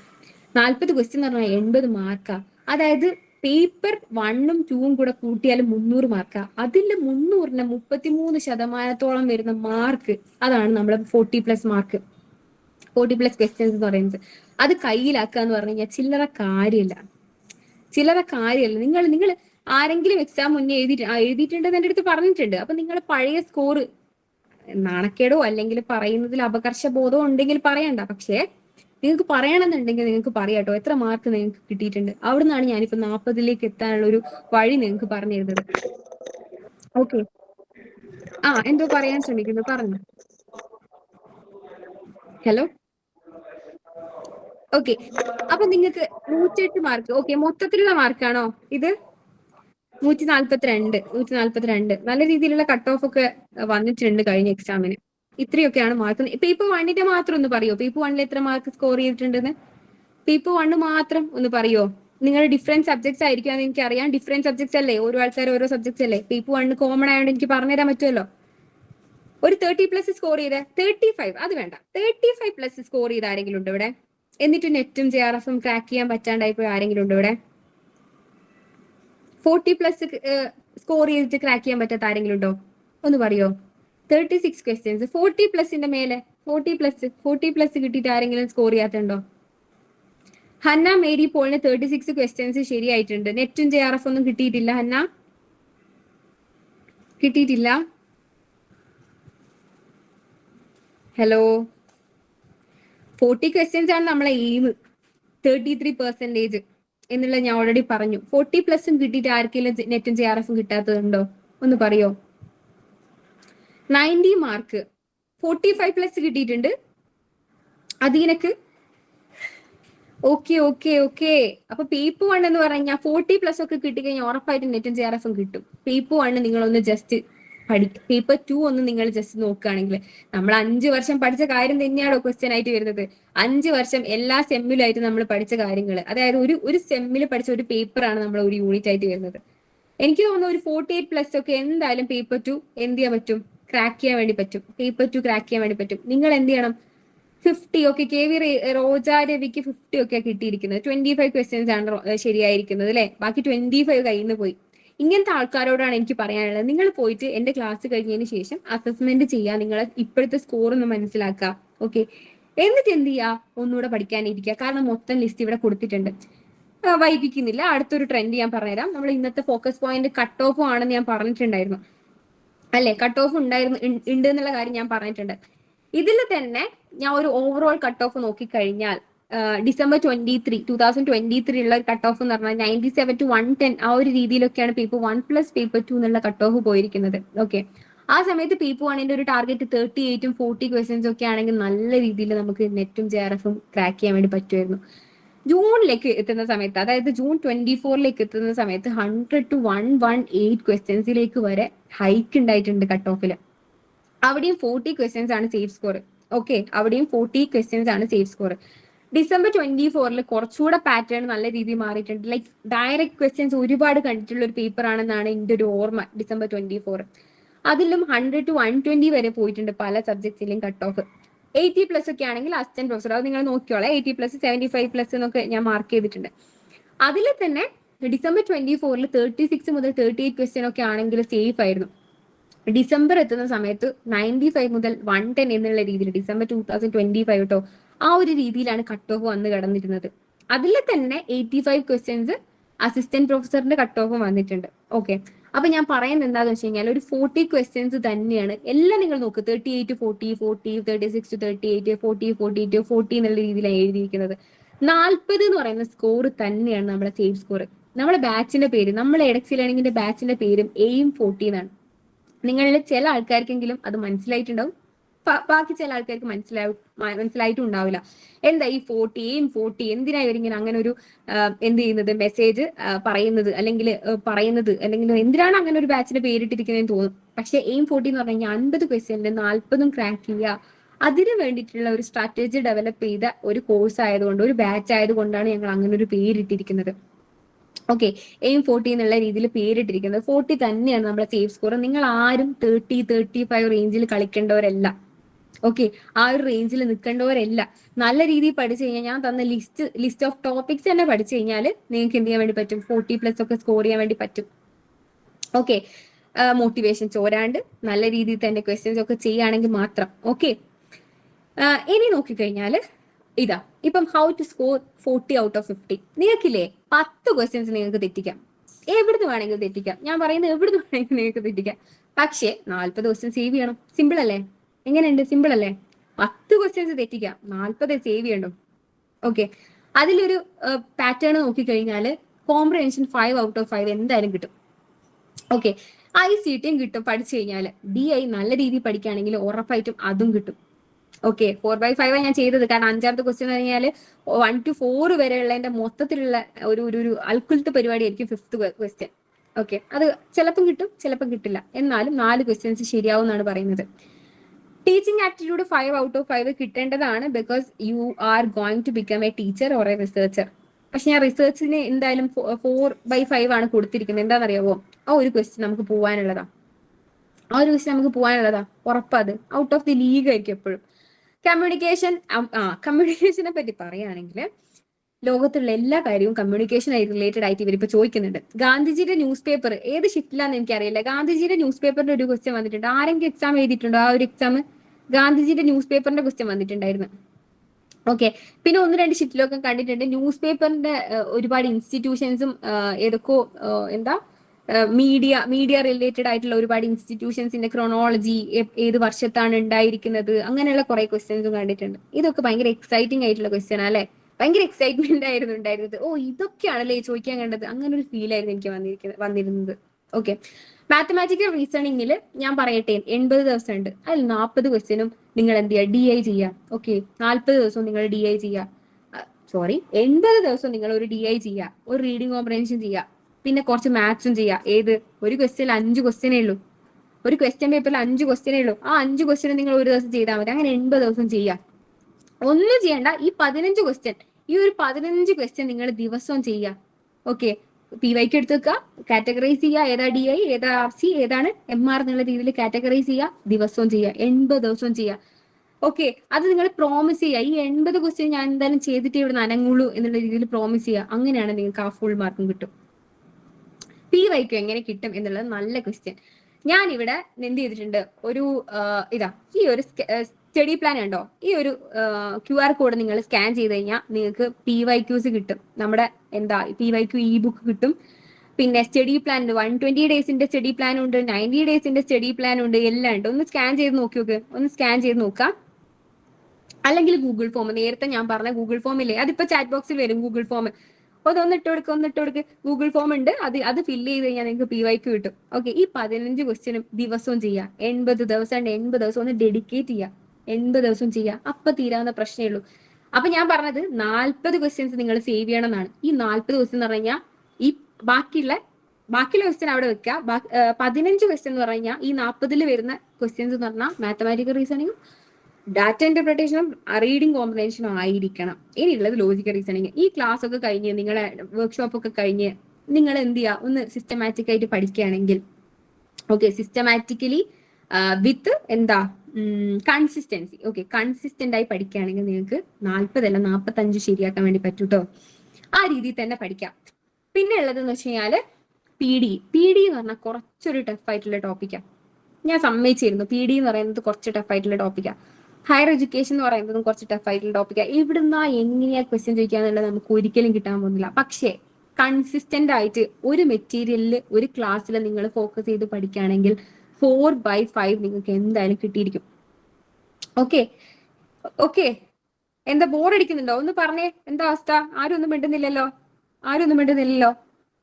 ഈ രീതിയിൽ നിങ്ങൾ സ്കോർ ചെയ്യണം. ഇത് തന്നെയാണ് നമ്മുടെ ഏറ്റവും ഭയങ്കര ടാർഗറ്റ് വെക്കുക. ഭയങ്കര ടാർഗറ്റ് എന്ന് പറഞ്ഞു കഴിഞ്ഞാൽ ഞാൻ പറഞ്ഞ പോലെ 80 ദിവസവും എന്ത് ചെയ്യുക? പ്രാക്ടീസ് ചെയ്യുക. 15 ക്വസ്റ്റ്യൻ നിങ്ങൾ സേവ് ചെയ്യാൻ വേണ്ടി നോക്കുക. ബാക്കിയുള്ള ക്വസ്റ്റ്യൻസ് എന്ന് പറഞ്ഞു കഴിഞ്ഞാൽ 15 വെച്ച് ബാക്കി എത്രയാ? 25 അല്ലേ? 25 ക്വസ്റ്റ്യൻസ് ബാക്കി തിയറി പേപ്പേഴ്സ് സേവ് ചെയ്ത് കഴിഞ്ഞാൽ കാര്യം കഴിഞ്ഞു. ഓക്കെ, ഇനി നമുക്ക് ഇത്രയും കാര്യങ്ങളൊക്കെ പറഞ്ഞു, എന്തൊക്കെയാ പഠിക്കേണ്ടതെന്നുള്ള കാര്യങ്ങളൊക്കെ പറഞ്ഞു കഴിഞ്ഞു. ഇനിയുള്ള മെത്തേഡ് എന്ന് പറഞ്ഞു കഴിഞ്ഞാൽ നോട്ട് മേക്കിംഗ് ആണ്. പേപ്പർ 1 പ്രത്യേകത എന്ന് വെച്ച് കഴിഞ്ഞാൽ നിങ്ങൾ ക്ലാസ് കേൾക്കുന്ന സമയത്ത് ഇപ്പം നാളെ നജീബ് സാറെ ക്ലാസ്സാണ് വരുന്നത്. നാളത്തെ ക്ലാസ് എന്ന് പറഞ്ഞു കഴിഞ്ഞാൽ നിങ്ങൾ ഈ ഒരു മെത്തേഡ് യൂസ് ചെയ്യാം. DIന്റെ ക്ലാസ് ആണ്. അപ്പൊ എനിവേസ് നിങ്ങൾ ഈ ഒരു മെത്തേഡ് യൂസ് ചെയ്യുക. അതായത് കോണൽ മെത്തേഡും മൈൻഡ് മാപ്പിങ്ങും ബോക്സിങ്ങും ഔട്ട്ലൈനിങ്ങും ആയിട്ടുള്ള മെത്തേഡ്സ് യൂസ് ചെയ്തിട്ട് നിങ്ങൾ നോട്ട് ഉണ്ടാക്കി കഴിഞ്ഞാൽ എല്ലാ കാര്യങ്ങളും നിങ്ങൾ തലേ ദിവസം എക്സാമിന്റെ തലേ ദിവസം പഠിക്കാൻ പോകുന്നില്ല. പകരം നിങ്ങൾക്ക് എന്താ ഒരു 20 ഡേയ്സ് എപ്പോഴും ബാക്കി വെക്കണം. ഈ 20 ഡേയ്സ് എന്ന് പറഞ്ഞാൽ പക്ക റിവിഷൻ ആയിരിക്കണം. ബാക്കിയുള്ള എത്രയോ ദിവസം ഉണ്ട്. ആക്ച്വലി നമ്മളെ ക്ലാസ് എന്ന് പറഞ്ഞു കഴിഞ്ഞാല് PYQ സെഷൻസും റെഗുലർ ആയിട്ടുള്ള സബ്ജക്ട് സെഷൻസും നമ്മൾ മെയ് കൊണ്ട് വൈൻഡ് അപ്പ് ചെയ്യും കേട്ടോ. അത് കഴിഞ്ഞിട്ട് മെയ് ഒരു 20th മുതൽ ജൂൺ 20th വരെ നമുക്ക് റിവിഷൻ ബാച്ചാ. ഒരു മാസം, ഓക്കെ, 30 ഡേയ്സ് നമുക്ക് റിവിഷൻ ബാച്ചാ. ആ റിവിഷൻ ബാച്ചിൽ നിങ്ങൾ ഈ ഒരു നോട്ട് വെച്ച് മാത്രം ഇരുന്നാൽ മതി. നിങ്ങൾക്ക് എന്തായാലും 40+ സ്കോർ ചെയ്യാൻ വേണ്ടി പറ്റും. ഇത് എന്റെ ഗ്യാരണ്ടിയാണ്. ഇത് എഡക്സി ലേണിംഗിന്റെ ഗ്യാരണ്ടിയാണ്. ഓക്കെ, മദാന്റെ ഒരു ടെക്സ്റ്റ് കയ്യിലുണ്ട്, ഹെൽപ്പ് ചെയ്യുമെന്നാണ് ചോദിക്കുന്നത്. 80 ദിവസം വെച്ചിട്ട് 80 പേജിലുള്ള ബുക്ക് ആണെങ്കിൽ ഓക്കെ ഫൈൻ. ഇതിപ്പം ഒരു തലാണേന്റെ കട്ടിയുണ്ടെന്നാണ് എനിക്ക് തോന്നുന്നത് മദാന്റെ ബുക്ക്, അല്ലേ? ആ ബുക്ക് നിങ്ങൾ എന്ത് ചെയ്യാൻ പോവാ, പഠിക്കാൻ പോവാന്ന് പറഞ്ഞു കഴിഞ്ഞാൽ I don't think so it will എന്താ വർക്ക്. ബിക്കോസ് നമുക്കൊരു പാറ്റേൺ ഉണ്ട്. ഓക്കെ, ഓക്കെ ഓഫ് കോഴ്സ് എന്നൊക്കെ റിപ്ലൈ വരുന്നുണ്ട്. നമുക്കൊരു പാറ്റേൺ ഉണ്ട്, നമുക്ക് ഇഷ്ടമാതിരി സോഴ്സ് ഉണ്ട്. പക്ഷെ നമ്മൾ സ്റ്റിക്ക് ഓൺ ചെയ്യേണ്ടത് ഒരു മെറ്റീരിയലിലും ഒരു സ്ട്രാറ്റജിയിലും ആയിരിക്കണം എന്ന് ഞാൻ പ്രത്യേകം പറഞ്ഞു. ഞാൻ നിങ്ങൾക്ക് എല്ലാ ലിസ്റ്റ് ഓഫ് ടോപ്പിക്സും തന്നു കഴിഞ്ഞിട്ടുണ്ട്. അത് നിങ്ങൾക്കൊന്ന് പഠിച്ചാൽ പോരെ. അതിന് മദാന്റെ നോട്ടല്ല വേണ്ടത്, പകരം നിങ്ങൾ പ്രിപ്പയർ ചെയ്യുന്ന കൃത്യമായ നോട്ടാണ് വേണ്ടത്. അതിനുവേണ്ടി ഞാൻ ഈ പറഞ്ഞിരുന്നത്. കോണൽ മെത്തേഡ് നോക്കാം. കോണൽ മെത്തേഡിൽ നിങ്ങൾ നോക്കിക്കഴിഞ്ഞാൽ ക്വസ്റ്റ്യൻസ്, കീവേഡ്സ് ഒരു ഭാഗത്തും റെഗുലർ നോട്ട് ഒരു ഭാഗത്തും, ടൈറ്റിലും ഡേറ്റും വേണമെങ്കിൽ ഇട്ടാൽ മതി. ടൈറ്റിൽ ഇസ് കമ്പൽസറി കേട്ടോ. ഓക്കെ, റെഗുലർ നോട്ടും അതിന്റെ സമ്മറി എന്ന് പറഞ്ഞു കഴിഞ്ഞാൽ നിങ്ങൾക്ക് ഡൗട്ട്ഫുൾ ആയിട്ടുള്ള കാര്യങ്ങളൊക്കെ ഒരു ഭാഗത്ത് മാർക്ക് ചെയ്ത് വെച്ച് കഴിഞ്ഞാൽ നിങ്ങൾക്ക് നോട്ട് റെഫർ ചെയ്യുന്നത് ഈസി ആയിരിക്കും. മൈൻഡ് മാപ്പിംഗ് നോക്കിക്കഴിഞ്ഞാൽ മെയിൻ ടോപ്പിക്, സബ് ടോപ്പിക്സും, ആ സബ് ടോപ്പിക്കിൽ എന്ത് ചെയ്യുന്നത് റിലേറ്റഡ് ആയിട്ടുള്ള പിന്നെയുള്ള ഒരു സബ് ടോപ്പിക്, ആ രീതിയിൽ കണക്ട് ചെയ്ത് പോയി കഴിഞ്ഞാൽ ആ ഒരു കാര്യവും നിങ്ങൾക്ക് വർക്ക് ആവും. ഇതിപ്പം ഞാൻ ഇവിടെ മെൻഷൻ ചെയ്തിട്ടുണ്ട്. ലോജിക്കൽ റീസണിങ്ങിലെ ഫാലസിയും കമ്മ്യൂണിക്കേഷന്റെ മോഡലും പിന്നെ അസേർഷൻ റീസണും ഒക്കെ കണക്ട് ചെയ്യാൻ വേണ്ടിയിട്ട് എന്ത് ചെയ്യാം, നിങ്ങൾക്ക് മൈൻഡ് മാപ്പിംഗ് യൂസ് ചെയ്യാം. കോണൽ മെത്തേഡ് വെച്ചിട്ട് ടീച്ചിങ്ങിന്റെയും റിസർച്ചിന്റെയും ഹയർ എഡ്യൂക്കേഷന്റെയും മെറ്റീരിയൽ നിങ്ങൾക്ക് നല്ല രീതിയിൽ എഴുതിയെടുക്കാം. ബോക്സിംഗ് മെത്തേഡ് വെച്ചിട്ട് നിങ്ങൾക്ക് എന്ത് ചെയ്യാൻ വേണ്ടി പറ്റും, PD-യും ICT-യും നല്ല രീതിയിൽ കവർ ചെയ്യാൻ വേണ്ടി പറ്റും.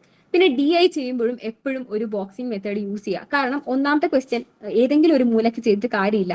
ഒന്നാമത്തെ ക്വസ്റ്റ്യൻ കണക്ട് ചെയ്യുന്ന രണ്ടാമത്തെ ക്വസ്റ്റ്യൻ ആയിരിക്കും, 2, 3-നെയും 3, 4-നെയും 4, 5-നെയും കണക്ട് ചെയ്യുന്ന ക്വസ്റ്റ്യൻസ് ആയിരിക്കും. അപ്പം എല്ലാം ഒരു രീതിയിൽ, അതായത് ബോക്സ് ചെയ്തിട്ട്, ബോക്സ് ഞാൻ പറയുന്ന പെന്നും പെൻസിലും അല്ലെങ്കിൽ സ്കെയിലും റബ്ബറും ഒക്കെ എടുത്ത് പോയിട്ട് വരക്കാനൊന്നല്ല, ജസ്റ്റ് നിങ്ങൾ വരച്ചിട്ട് പോവാം.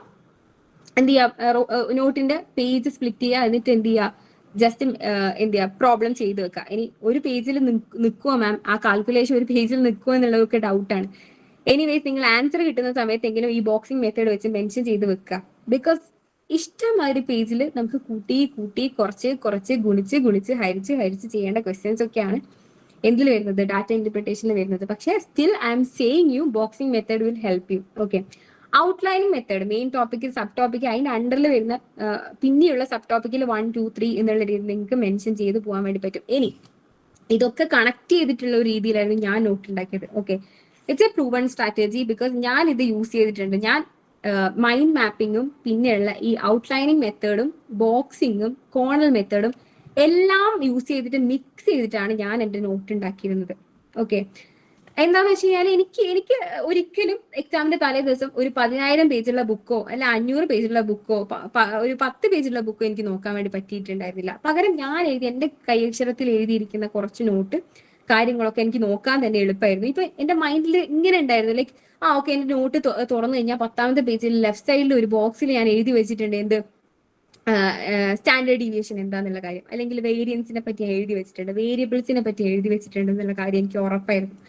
അപ്പൊ എക്സാമിന് ശരിക്കും പറഞ്ഞാൽ ക്വസ്റ്റ്യൻ വരുന്ന സമയത്ത് എനിക്ക് സന്തോഷമായിരുന്നു. ഓക്കെ, ഞാൻ എഴുതിയ നോട്ടൊക്കെ യൂസ്ഫുൾ ആവുകയാണ്, അല്ലെങ്കിൽ ഇതൊക്കെ എനിക്ക് അറിയാവുന്നതാണ്, സിമ്പിൾ ആയിട്ട് വായിക്കാൻ പറ്റുന്നുണ്ടല്ലോ, എല്ലാം എനിക്ക് സോർട്ട് ചെയ്യാൻ പറ്റുന്നുണ്ടല്ലോ എന്നുള്ളൊരു സാധനമൊക്കെ എനിക്ക് ഉള്ളിൽ നിന്ന് വന്നിട്ടുണ്ടായിരുന്നു.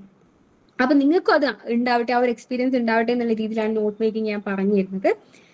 ഇനി നമുക്ക് ഇതൊക്കെ ഹെൽപ്പ് ചെയ്യാൻ വേണ്ടിയിട്ടുള്ള രീതിയിൽ നമുക്ക് ഡെയിലി പ്രാക്ടീസ് ടെസ്റ്റ്, അതായത് ഡെയിലി നിങ്ങൾക്ക് ആപ്പ് തുറന്നു കഴിഞ്ഞാൽ ഡെയിലി പ്രാക്ടീസ് ടെസ്റ്റ് കാണുന്നുണ്ട് 10 questions. Every day you should practice it. Daily revision test ഉണ്ട്. അതായത് എല്ലാ ദിവസവും ക്ലാസ് കഴിഞ്ഞതിന് ശേഷം 10 ക്വസ്റ്റ്യൻസ് നിങ്ങൾക്ക് ക്ലാസ് എന്നുള്ള ക്വസ്റ്റ്യൻസ് കാണുന്നുണ്ട്, അത് നമ്മൾ പ്രാക്ടീസ് ചെയ്യുക.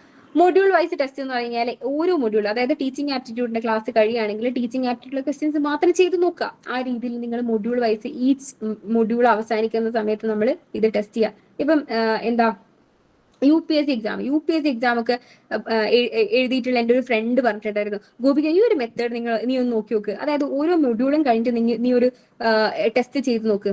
അതായത് ഒരു മൊഡ്യൂൾ കഴിഞ്ഞ് കഴിഞ്ഞാൽ അതിന്റെ ഒരു 10 ടെസ്റ്റ് ചെയ്യാം. എന്നിട്ട് അതിൽ എന്തെങ്കിലും കൺഫ്യൂഷൻ ഉണ്ടാകുന്ന സമയത്ത് ഡെയിലി നമ്മളെ റിവ്യൂസ് എഴുതി വെക്കണം. അതായത് എന്റെ മാർക്ക് പോകുന്ന ഏരിയ എന്നുള്ള കാര്യം ഞാൻ എന്തായാലും മാർക്ക് ചെയ്ത് വെക്കണം. അതിന് വേണ്ടിയിട്ടാണ് ഞാൻ ഒരു സമ്മറി നോട്ട് എന്നുള്ള രീതിയിൽ കോണൽ മെത്തേഡിന്റെ താഴെ ഞാൻ പറഞ്ഞിട്ടില്ലേ ആ രീതിയിൽ എഴുതി വെച്ചിരുന്നത്. അവിടെ എന്റെ ഡൗട്ട്സ് ആയിരുന്നു മെയിൻ ആയിട്ട് ഞാൻ എഴുതി വെക്കാറ്, പോസ്റ്റ് ചെയ്യാറുള്ളത്. ഓക്കെ, പിന്നെ വരുന്നത് മോക്ക് ടെസ്റ്റ് ആണ്. 50 ക്വസ്റ്റ്യൻസ് വരുന്ന മോക്ക് ടെസ്റ്റ് നിങ്ങൾ കൃത്യമായിട്ട് എഴുതി നോക്കുക. ഇവിടെ PYQ ഞാൻ ഇഷ്ടമാതിരി പറഞ്ഞിട്ടുണ്ട്. PYQ ചെയ്യുന്നതിന്റെ കൂടെ ആ കോൺസെപ്റ്റ് ഒക്കെ നമുക്ക് മനസ്സിലായോ എന്നുള്ള രീതിയിലേക്ക് നമ്മൾ അപ്ലൈ ചെയ്ത് നോക്കുമ്പോഴാണ് അതിന്റെ ഒരു പ്രശ്നം മനസ്സിലാവുക. ഓക്കെ, അപ്പം നിങ്ങൾ എന്ത് ചെയ്യുക, മോക്ക് ടെസ്റ്റ് അറ്റൻഡ് ചെയ്ത് നോക്കുന്ന സമയത്ത് നിങ്ങൾക്ക് എന്ത് ചെയ്യാൻ വേണ്ടി പറ്റും, നിങ്ങളെ കോൺസെപ്റ്റ് ക്ലിയർ ആണോ, അല്ലെങ്കിൽ PYQ അനലൈസ് ചെയ്തിട്ട് എനിക്ക് കുറെ കാര്യം മനസ്സിലായോ എന്നുള്ള രീതിയിലേക്ക് നിങ്ങൾക്ക് എത്താൻ വേണ്ടി പറ്റും. അതായത് ഒരു ക്വസ്റ്റിന് 4 ഓപ്ഷന്റെ ക്വസ്റ്റിന് മനസ്സിലാവണം, 4 ഓപ്ഷന് മനസ്സിലാവണം, അതിൽ ശരി ഉത്തരം എങ്ങനെ വന്നു എന്നുള്ളത് മനസ്സിലാവണം, 3 ഓപ്ഷൻസ് എങ്ങനെ തെറ്റായി എന്നുള്ള കാര്യം മനസ്സിലാവണം. ഈ 3 ഓപ്ഷൻ വെച്ചിട്ട് ഇനി എത്ര ക്വസ്റ്റ്യൻ ഉണ്ടാവും എന്നുള്ള കാര്യം നമ്മൾ മനസ്സിലാക്കിയാൽ മോക്ക് ടെസ്റ്റ് അറ്റൻഡ് ചെയ്യുമ്പോൾ നല്ല സ്കോർ കിട്ടും. ഇനി ക്ലാസ് പഠിപ്പിച്ചൊന്നല്ലല്ലോ ടെസ്റ്റിൽ വരുന്നത് എന്നുള്ള രീതിയിൽ കുറെ ക്വസ്റ്റ്യൻസ് പിന്നെയും കേൾക്കും കുട്ടികളെടുക്കാന്. എല്ലാ കാര്യങ്ങളും നമുക്ക് എന്ത് ചെയ്യാൻ പറ്റില്ല, അങ്ങനെ തന്നെ പറഞ്ഞുതരാൻ പറ്റില്ല. പകരം നിങ്ങൾ ക്ലാസ്സും PYQ മോക്ക് ടെസ്റ്റും മിക്സ് ചെയ്തിട്ട് വേണം എന്ത് ചെയ്യാൻ, ഒരു ആൻസറിലേക്ക് എത്താനും അതിൽ നിങ്ങൾ സ്കോർ ചെയ്യാനും വേണ്ടത്. ഓക്കെ, പിന്നെ വീക്ക് ഏരിയാസ് നമ്മൾ എന്ത് ചെയ്യണം, വീക്കിലി നമ്മൾ എന്ത് ചെയ്യണം, അസസ് ചെയ്യണം. അതായത് വീക്കിലി നമ്മൾ 30-40 മിനിറ്റ്സ് ഒക്കെ നമ്മൾ എന്ത് ചെയ്യണം, അതിന് കണക്കാക്കണം. എന്നിട്ട് അതിൽ റീവർക്ക് ചെയ്യണം. അതായത് സൺഡേ അല്ലെങ്കിൽ സാറ്റർഡേ എന്നൊക്കെ പറഞ്ഞു കഴിഞ്ഞാൽ നമുക്ക് വീക്ക്ലി ടെസ്റ്റ് ഉണ്ട്, മന്ത്ലി ടെസ്റ്റ് ഉണ്ട്, അതൊക്കെ ഉണ്ട്, ഗംഭീരമായിട്ടുള്ള ടെസ്റ്റുകൾ നമ്മൾ പ്രൊവൈഡ് ചെയ്യുന്നുണ്ട്. പക്ഷെ അത് കഴിഞ്ഞിട്ട് എന്റെ വീക്ക് ഏരിയ ഏതാണ്, അല്ലെങ്കിൽ എനിക്ക് എവിടെ പാളിപ്പോയത് എന്നുള്ള കാര്യം മനസ്സിലാക്കണം. Sleep well the night before എന്ന് പറയുന്നത്, ഞാൻ എല്ലാ ദിവസവും കിടന്നുറങ്ങണം. ഓക്കെ, ഉറങ്ങിക്കോ, നല്ല കാര്യം തന്നെ. പക്ഷെ എക്സാമിന്റെ തലേ ദിവസം ഉറങ്ങണം എന്നുള്ള പോയിന്റ് ആയിട്ടോ ഞാൻ അവിടെ മെൻഷൻ ചെയ്തിരിക്കുന്നത്. നമ്മൾ എത്ര പഠിച്ചു കഴിഞ്ഞാലും ഇനി 6 മാസം നമ്മൾ കഷ്ടപ്പെട്ട് പഠിച്ചെന്ന് വിചാരിക്കാം. ഓക്കെ, എന്തായാലും 6 മാസം കഷ്ടപ്പെട്ടിരുന്ന് പഠിച്ച്, അല്ലെങ്കിൽ 80 ദിവസം നമ്മൾ കഷ്ടപ്പെട്ടിരുന്ന് പഠിച്ച്. 80 ദിവസം എങ്ങനെ പഠിക്കണം, ഒരു 6 മുതൽ 7 മണിക്കൂർ നിങ്ങൾ മിനിമം കഷ്ടപ്പെടണം. 6 മണിക്കൂർ മുതൽ 7 മണിക്കൂർ എല്ലാ ദിവസവും. നാളെ തന്നെ ഓക്കെ, നാളെ ഞാൻ 6 മണിക്കൂർ ഇരുന്ന് പഠിക്കുകയാണ് എന്ന് പറഞ്ഞിട്ടല്ല കേട്ടോ ചെയ്യേണ്ടത്. സ്റ്റാർട്ടിങ്ങിൽ ഓക്കെ, ഓഫ് കോഴ്സ് യെസ്, നിങ്ങൾക്ക് ലിമിറ്റേഷൻസ് കാണും. 10 ദിവസം നിങ്ങൾ ആ ലിമിറ്റേഷൻ മാറാൻ വേണ്ടി എടുക്കുക. അതിനുശേഷം ഇൻക്രീസ് ചെയ്ത് കൊണ്ടുവരുന്ന ടൈം എന്നിട്ട് പഠിക്കുക. അങ്ങനെ നിങ്ങൾ പഠിക്കാൻ റെഡി ആണെങ്കിൽ മാത്രം എന്ത് ചെയ്യുക, നിങ്ങൾ ഈ ഒരു എക്സാമിന് പ്രിപ്പയർ ചെയ്യുക. ബിക്കോസ് എല്ലാവർക്കും നെറ്റും JRF ക്രാക്ക് ചെയ്യാൻ പറ്റണം എന്നാണ് എൻ്റെ ഒരു ആഗ്രഹം. അതിന് വേണ്ടിയിട്ടാണ് ഞങ്ങൾക്ക് എല്ലാവർക്കും ഒരു പ്രത്യേക സ്ട്രാറ്റജി പറഞ്ഞിരിക്കുന്നത്. ഓക്കെ, പിന്നെ ഞാൻ നേരത്തെ മെൻഷൻ ചെയ്ത കോമ്പറ്റീഷൻ, നിങ്ങളിപ്പം 77ഓളം ആൾക്കാർ ഇവിടെ ഉണ്ട്, നിങ്ങൾ തമ്മിലാണ് കോമ്പറ്റീഷൻ വരുന്നത്. ഓക്കെ, നിങ്ങൾ തമ്മിലാണ് കോമ്പറ്റീഷൻ വരുന്നത്. സ്ട്രാറ്റജി കിട്ടിയ എല്ലാവരും ഒരേപോലെ ഇംപ്ലിമെന്റ് ചെയ്യോ, ഒരിക്കലും ഇല്ല. ഒരു 10 പേര് ഒരു നല്ല രീതിയിൽ ഞാൻ പറഞ്ഞ പോലെ തന്നെ അക്ഷരം പ്രതി മാറാണ്ട് ഇംപ്ലിമെന്റ് ചെയ്തിട്ടുണ്ടാവും. ബാക്കി 10 പേര് ഒരിക്കൽ തോന്നിയ രീതിയിൽ തന്നെ പോയിട്ടുണ്ട്. ബാക്കി 10 പേര് എന്തൊക്കെ ഈ മാം പറഞ്ഞിരിക്കുന്നത്, എനിക്ക് വയ്യ, അയ്യോ കഷ്ടം തന്നെ എന്ന് പറഞ്ഞിട്ട് പോകുന്നവരും ഉണ്ടാവും. പക്ഷെ ഞാൻ സംസാരിക്കുന്നത് സീരിയസ് ആയി പ്രിപ്പയർ ചെയ്യുന്ന 6 മുതൽ 7 മണിക്കൂർ വരെ എഫേർട്ട്. അല്ലെങ്കിൽ ഞാനൊക്കെ പഠിക്കുന്ന സമയത്ത് ഞാൻ 12 മണിക്കൂറൊക്കെ പഠിച്ചിട്ടുണ്ടായിരുന്നു കേട്ടോ. എനിക്ക് ഉറങ്ങാൻ പറ്റിയിട്ടുണ്ടായിരുന്നില്ല, ഫുഡ് കഴിക്കാൻ പറ്റിയിട്ടുണ്ടായിരുന്നില്ല. കാരണം ഞാൻ പഠിക്കുന്ന സമയത്ത് മറ്റേ ആള് പഠിക്കുന്നുണ്ടാവും, ഓഫ് കോഴ്സ് യെസ്. പക്ഷെ ഞാൻ പിന്നെ പഠിച്ചു കഴിഞ്ഞ് ഉറങ്ങുന്ന സമയത്ത് ആ മറ്റേ കുട്ടി, അപ്പുറത്തിരിക്കുന്ന കുട്ടി പിന്നെ ആ സമയത്തും പഠിക്കുന്നുണ്ടെങ്കിലോ എനിക്ക് ടെൻഷനാ. അപ്പൊ ഞാൻ വിചാരിക്കും 10 മിനിറ്റ് ഇരുന്നാൽ മതി, ബാക്കിയുള്ള സമയം ഞാൻ എന്ത് ചെയ്യും, ഞാൻ പഠിക്കും എന്നുള്ള രീതിയിൽ. ഞാൻ ഒരുപാട് സിനിമ ഞാൻ വേണ്ടാന്ന് വെച്ചിട്ടുണ്ട്, ഒരുപാട് കല്യാണം ഞാൻ വേണ്ടാന്ന് വെച്ചിട്ടുണ്ട്. എന്റെ ഫ്രണ്ട് എന്ത് ചെയ്തിട്ടുണ്ട്, എന്റെ ഫ്രണ്ട് കല്യാണത്തിന് വരെ, കല്യാണമല്ല, ഫ്രണ്ടിന്റെ എൻഗേജ്മെന്റ് സംതിങ്, അതിനൊന്നും ഞാൻ പോയിട്ടെന്നില്ല. എന്താ പറയാവോ, എനിക്ക് ടെൻഷനാ. അപ്പുറത്തൊരു കുട്ടി ഇതിലും ഗംഭീരമായി പഠിക്കുകയാണെങ്കിൽ ആ 5000 ആ കുട്ടി 1% വന്നാൽ എന്റെ JRF പോയില്ലേ, അങ്ങനെ ഒരു ടെൻഷൻ എനിക്ക് ഉണ്ടായിരുന്നു കേട്ടോ. ആ ബേസിൽ ഞാൻ എന്ത് ചെയ്തു, ഞാൻ റിസ്ക് അങ്ങ് ഏറ്റെടുത്ത്. എനിക്കും ഇങ്ങനെ ഒരു സ്ട്രാറ്റജി കിട്ടിയിട്ടുണ്ടായിരുന്നു. UPSC പഠിക്കുന്ന എൻ്റെ ഒരു ഫ്രണ്ടും എൻ്റെ ഏട്ടനൊക്കെ ആയിരുന്നു എനിക്ക് മാത്സ് കാര്യമായിട്ട് പറഞ്ഞു തന്നിട്ടുണ്ടായിരുന്നത്. അപ്പൊ ഇവരൊക്കെ പറഞ്ഞത് എന്താണെന്ന് വെച്ച് കഴിഞ്ഞാൽ, ഓക്കെ, ഇങ്ങനെയൊക്കെയാണ് സ്ട്രാറ്റജി കിടക്കുന്നത്. മൊഡ്യൂൾ വൈസ് ആയിട്ടുള്ള ടെസ്റ്റ് നിങ്ങൾ അറ്റൻഡ് ചെയ്യണം. 6 to 7 hours നിങ്ങൾ പഠിക്കണം. അത് കൂട്ടി 17 മണിക്കൂർ 18 മണിക്കൂർ വരെ പഠിച്ചോ. എന്നാൽ മാത്രമേ JRF ക്രാക്ക് ചെയ്യാൻ പറ്റുള്ളൂ. കാരണം ഒരു സബ്ജക്റ്റിൽ ഏറ്റവും ബെസ്റ്റ് ആൾക്കാരെയാണ് നമ്മൾ സെലക്ട് ചെയ്യാൻ പോകുന്നത്. മനസ്സിലായില്ലേ? ഇനി ഞാൻ പറയുന്നത് ഇവിടെ ഇവിടെ ഇവിടെ ഈ എക്സാമിന്റെ മാത്രം പ്രത്യേകത, അതായത് നെഗറ്റീവ് മാർക്കിംഗ് ഇല്ലാത്തതുകൊണ്ട് കണ്ണും പൂട്ടി അറ്റൻഡ് ചെയ്യാൻ വേണ്ടി പറ്റും. NTN ഒരു പരിപാടി ഉണ്ട്. അതായത് ഒരു ക്വസ്റ്റ്യൻ ചിലപ്പോൾ ശരിയായാലും തെറ്റായാലും അവര് ചിലപ്പോൾ ക്വസ്റ്റ്യൻ തന്നെ എന്ത് ചെയ്യും, ഡ്രോപ്പ് ചെയ്യും. ഓക്കെ, അപ്പൊ ആ ക്വസ്റ്റ്യൻ അറ്റൻഡ് ചെയ്യുന്ന ആൾക്കാർക്ക് മാത്രമേ മാർക്ക് കിട്ടുള്ളൂ. അതുകൊണ്ട് നിങ്ങൾ ഒരു ക്വസ്റ്റ്യനും വിടാണ്ടിരിക്കുക, അതായത് അറ്റൻഡ് ചെയ്യാതിരിക്കരുത്. എല്ലാ ക്വസ്റ്റ്യനും നിങ്ങൾ അറ്റൻഡ് ചെയ്യണം. കാരണം സിലബസും അല്ലെങ്കിൽ എല്ലാ അപ്ഡേഷൻസും വരാൻ പോവുകയാണ്. അപ്പൊ നിങ്ങൾ എന്ത് ചെയ്യുമായിരിക്കും, ഇനി സിലബസ് മാറിയിട്ടൊക്കെ പഠിക്കാമെന്നൊക്കെ വിചാരിക്കുന്ന ആൾക്കാരോടാണ് ഞാൻ പറയുന്നത്. സിലബസ് മാറിയാൽ ഭയങ്കര ടഫ് ആവാൻ പോവാ. 2019 സിലബസ് മാറിയ സമയത്താണ് ഇന്ത്യൻ ലോജിക്ക് ആഡ് ചെയ്തത്. ഇന്ത്യൻ ലോജിക്ക് ഭയങ്കര ടഫ് ടോപ്പിക്കാണ്. ഓക്കെ, അത് ആഡ് ചെയ്ത് ആ സമയത്താണ്. ഇനി ഈ ഒരു എക്സാമിന് സിലബസ് മാറുന്ന ഓൾറെഡി പറഞ്ഞിട്ടുണ്ട്. അപ്പം ഇനി മാറുകയാണെങ്കിൽ ടഫ് ആവുക അല്ലാണ്ട് കുറയാൻ പോകുന്നില്ല. കാരണം കോമ്പറ്റീഷൻ കൂടാണ്. ഏറ്റവും ജനസംഖ്യയുള്ള രാജ്യത്താണ് നമ്മൾ ജീവിക്കുന്നത്. ഒരു ബസ്സിൽ കയറണമെങ്കിൽ തന്നെ 16 20 ആൾക്കാരായിട്ട് നമ്മൾ മത്സരിക്കേണ്ടി വരും. ഒരു ട്രെയിനിൽ ഒരു സീറ്റിന് വേണ്ടി നമ്മൾ 20 ആളോടും 30 ആളോടും മത്സരിക്കേണ്ടി വരും. എല്ലാ കാര്യത്തിനും മത്സരം. അപ്പൊ ഈ എക്സാമിന് ഭയങ്കര രീതിയിലുള്ള മത്സരം വരാൻ പോവാണ്. അപ്പൊ ഒന്നും ഒരിക്കലും ഈസി ആവാൻ പോകുന്നില്ല, നല്ല രീതിയിൽ ടഫ് ആവാൻ പോവാണ്. അതുകൊണ്ട് തന്നെ നോ നെഗറ്റീവ് മാർക്കിംഗ് ഉള്ള ഈ എക്സാം ഇപ്പൊ തന്നെ അടിച്ചെടുക്കാൻ നോക്കുക. അസേഷൻ റീസൺ എന്ന് പറയുന്ന ക്വസ്റ്റ്യൻ ഭയങ്കര ടഫാ. 3 സ്റ്റെപ്പ് പ്രോസസ് ആണെന്നൊക്കെ ഞാൻ പറഞ്ഞിട്ടുണ്ട്. അത് നല്ല രീതിയിൽ പ്രാക്ടീസ് ചെയ്യുക. ഡെയിലി പ്രാക്ടീസ് ചെയ്യുക. Okay, mark my words, daily practice ചെയ്യുക. പിന്നെ ഉള്ളതെന്ന് വെച്ച് കഴിഞ്ഞാൽ ഞാൻ പറയുന്ന നോട്ട് മേക്കിംഗ് എന്ന് പറഞ്ഞു കഴിഞ്ഞാൽ നല്ല ഹെൽപ്ഫുൾ ആയിരിക്കും. നിങ്ങൾ എന്നെ നിങ്ങൾക്ക് ഉപയോഗപ്പെടുകയാണെങ്കിൽ അല്ലെങ്കിൽ നിങ്ങൾ ക്രാക്ക് ചെയ്യുകയാണെങ്കിൽ you should text me. Okay, നിങ്ങൾക്ക് എനിക്ക് ടെക്സ്റ്റ് ചെയ്യാൻ വേണ്ടി പറ്റും. മാം അത് എനിക്ക് ഹെൽപ്പ് ചെയ്തിട്ടുണ്ട് എന്നുള്ള രീതിയിൽ നിങ്ങൾക്ക് പറയാൻ വേണ്ടി പറ്റും. അപ്പൊ റീകോളിംഗ് ആയിട്ടുള്ള ഏറ്റവും ബെസ്റ്റ് ആയിട്ടുള്ള ടെക്നിക്കാണ് നല്ല രീതിയിൽ നോട്ട് ചെയ്യുക എന്നുള്ളത്. ഓക്കെ, കോംപ്രഹെൻഷൻ 15 ക്വസ്റ്റ്യൻസ് എന്നാണ് ഞാൻ മെൻഷൻ ചെയ്തത്. അതായത് പേപ്പർ 1 5ഉം പേപ്പർ 2 2ഉം. Okay, 15 questions. അങ്ങനെ 15 ക്വസ്റ്റ്യൻസ് സേവ് ചെയ്യാൻ വേണ്ടി പറ്റും പ്രോപ്പർ പ്രാക്ടീസിലൂടെ. ഓക്കെ, ഞാൻ പറഞ്ഞു 80 ദിവസമാണ് ബാക്കിയുള്ളത്. 80 ദിവസം എന്ത് ചെയ്യുക, റീഡിംഗ് കോംപ്രഹെൻഷൻ പ്രാക്ടീസ് ചെയ്യുക, അതിൽ മാസ്റ്റർ ആവുക. ഓക്കെ, സമയമൊന്നും നഷ്ടമില്ലല്ലോ. നമ്മളൊന്ന് ജസ്റ്റ് പ്രാക്ടീസ് ചെയ്യുന്നല്ലേ ഉള്ളൂ. നമുക്ക് ജസ്റ്റ് വായിക്കുന്നു, ഉത്തരം എഴുതുന്നു, കോംപ്രഹെൻഷൻ പഠിക്കുന്നു, അല്ലെങ്കിൽ സമ്മറൈസ് ചെയ്യാൻ വേണ്ടി പഠിക്കുന്നു. എന്തുകൊണ്ടും നമുക്ക് നല്ല കാര്യം മാത്രമേ വരാൻ പോകുന്നു. വൊക്കാബുലറി നമ്മൾ ഡെവലപ്പ് ആവും. MRും DIയും എല്ലാവരും ഇതിലുള്ള 5 ക്വസ്റ്റ്യനും സേവ് ചെയ്യാൻ വേണ്ടി നോക്കുക. കാരണം ഇത് ഭയങ്കര ടഫ് ടോപ്പിക്സാണ്. ടഫ് ടോപ്പിക്സ് ഇന്ത്യയിലുള്ള 3/4 ആൾക്കാരും ജമ്പ് ചെയ്യും. എന്താ, അത് ടഫാ, എനിക്ക് പറ്റൂല എന്നുള്ളത്. അതുകൊണ്ടാണ് ഞാൻ പറഞ്ഞത് 80 ദിവസം പ്രാക്ടീസ് ചെയ്യാനുള്ളതുകൊണ്ട് ഇന്ന് തൊട്ട് തന്നെ പ്രാക്ടീസ് ചെയ്യാൻ തുടങ്ങാന്നുള്ളത്. ലോജിക്കൽ റീസണിങ് UPSCക്കാർ വരെ പഠിക്കുന്ന പേപ്പറാണ്. UPSCക്കാർ കണ്ടമാനം കോമ്പറ്റേറ്റീവ് എക്സാമുകാർ എല്ലാവരും പഠിക്കുന്ന ഒരു പേപ്പറാണ് ലോജിക്കൽ റീസണിങ്. പക്ഷെ നെറ്റിന്റെ സ്റ്റാൻഡേർഡ് എന്ന് പറഞ്ഞു കഴിഞ്ഞാൽ ഒരു 9 മാർക്കൊക്കെ കൊടുക്കാൻ പറ്റുന്ന രീതിയിലുള്ള ലോജിക്കൽ റീസണിങ് ആണ് നെറ്റിന് ചോദിക്കുന്നത്. 10ൽ 10ആണ് UPSCന്റെ, അത് വേറെ കാര്യം.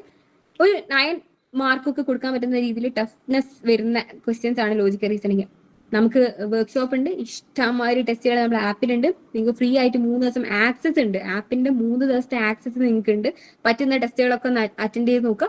എന്നിട്ട് എങ്ങനെയാ സ്ഥിതി, എന്താണ് എന്റെ അവസ്ഥ എന്നുള്ള രീതിയിൽ മനസ്സിലാക്കി നോക്കുക. അപ്പൊ ഏറ്റവും ഇമ്പോർട്ടന്റ് ആയിട്ടുള്ള ഏറ്റവും ടഫ് ആയിട്ടുള്ള 3 യൂണിറ്റ്സ് ഞാൻ പഠിച്ച് ഫുൾ മാർക്ക് വാങ്ങിക്കഴിഞ്ഞാൽ ഇന്ത്യയിലുള്ള ഒരു പകുതി ശതമാനം ആൾക്കാരെ അപ്പം തന്നെ തോൽപ്പിച്ചു കഴിഞ്ഞു. പിന്നെ ഞാൻ നേരത്തെ പറഞ്ഞ ഡെയിലി പ്രാക്ടീസിലൂടെ കിട്ടുന്ന 10 മാർക്കും. അങ്ങനെ എത്ര മാർക്കായി?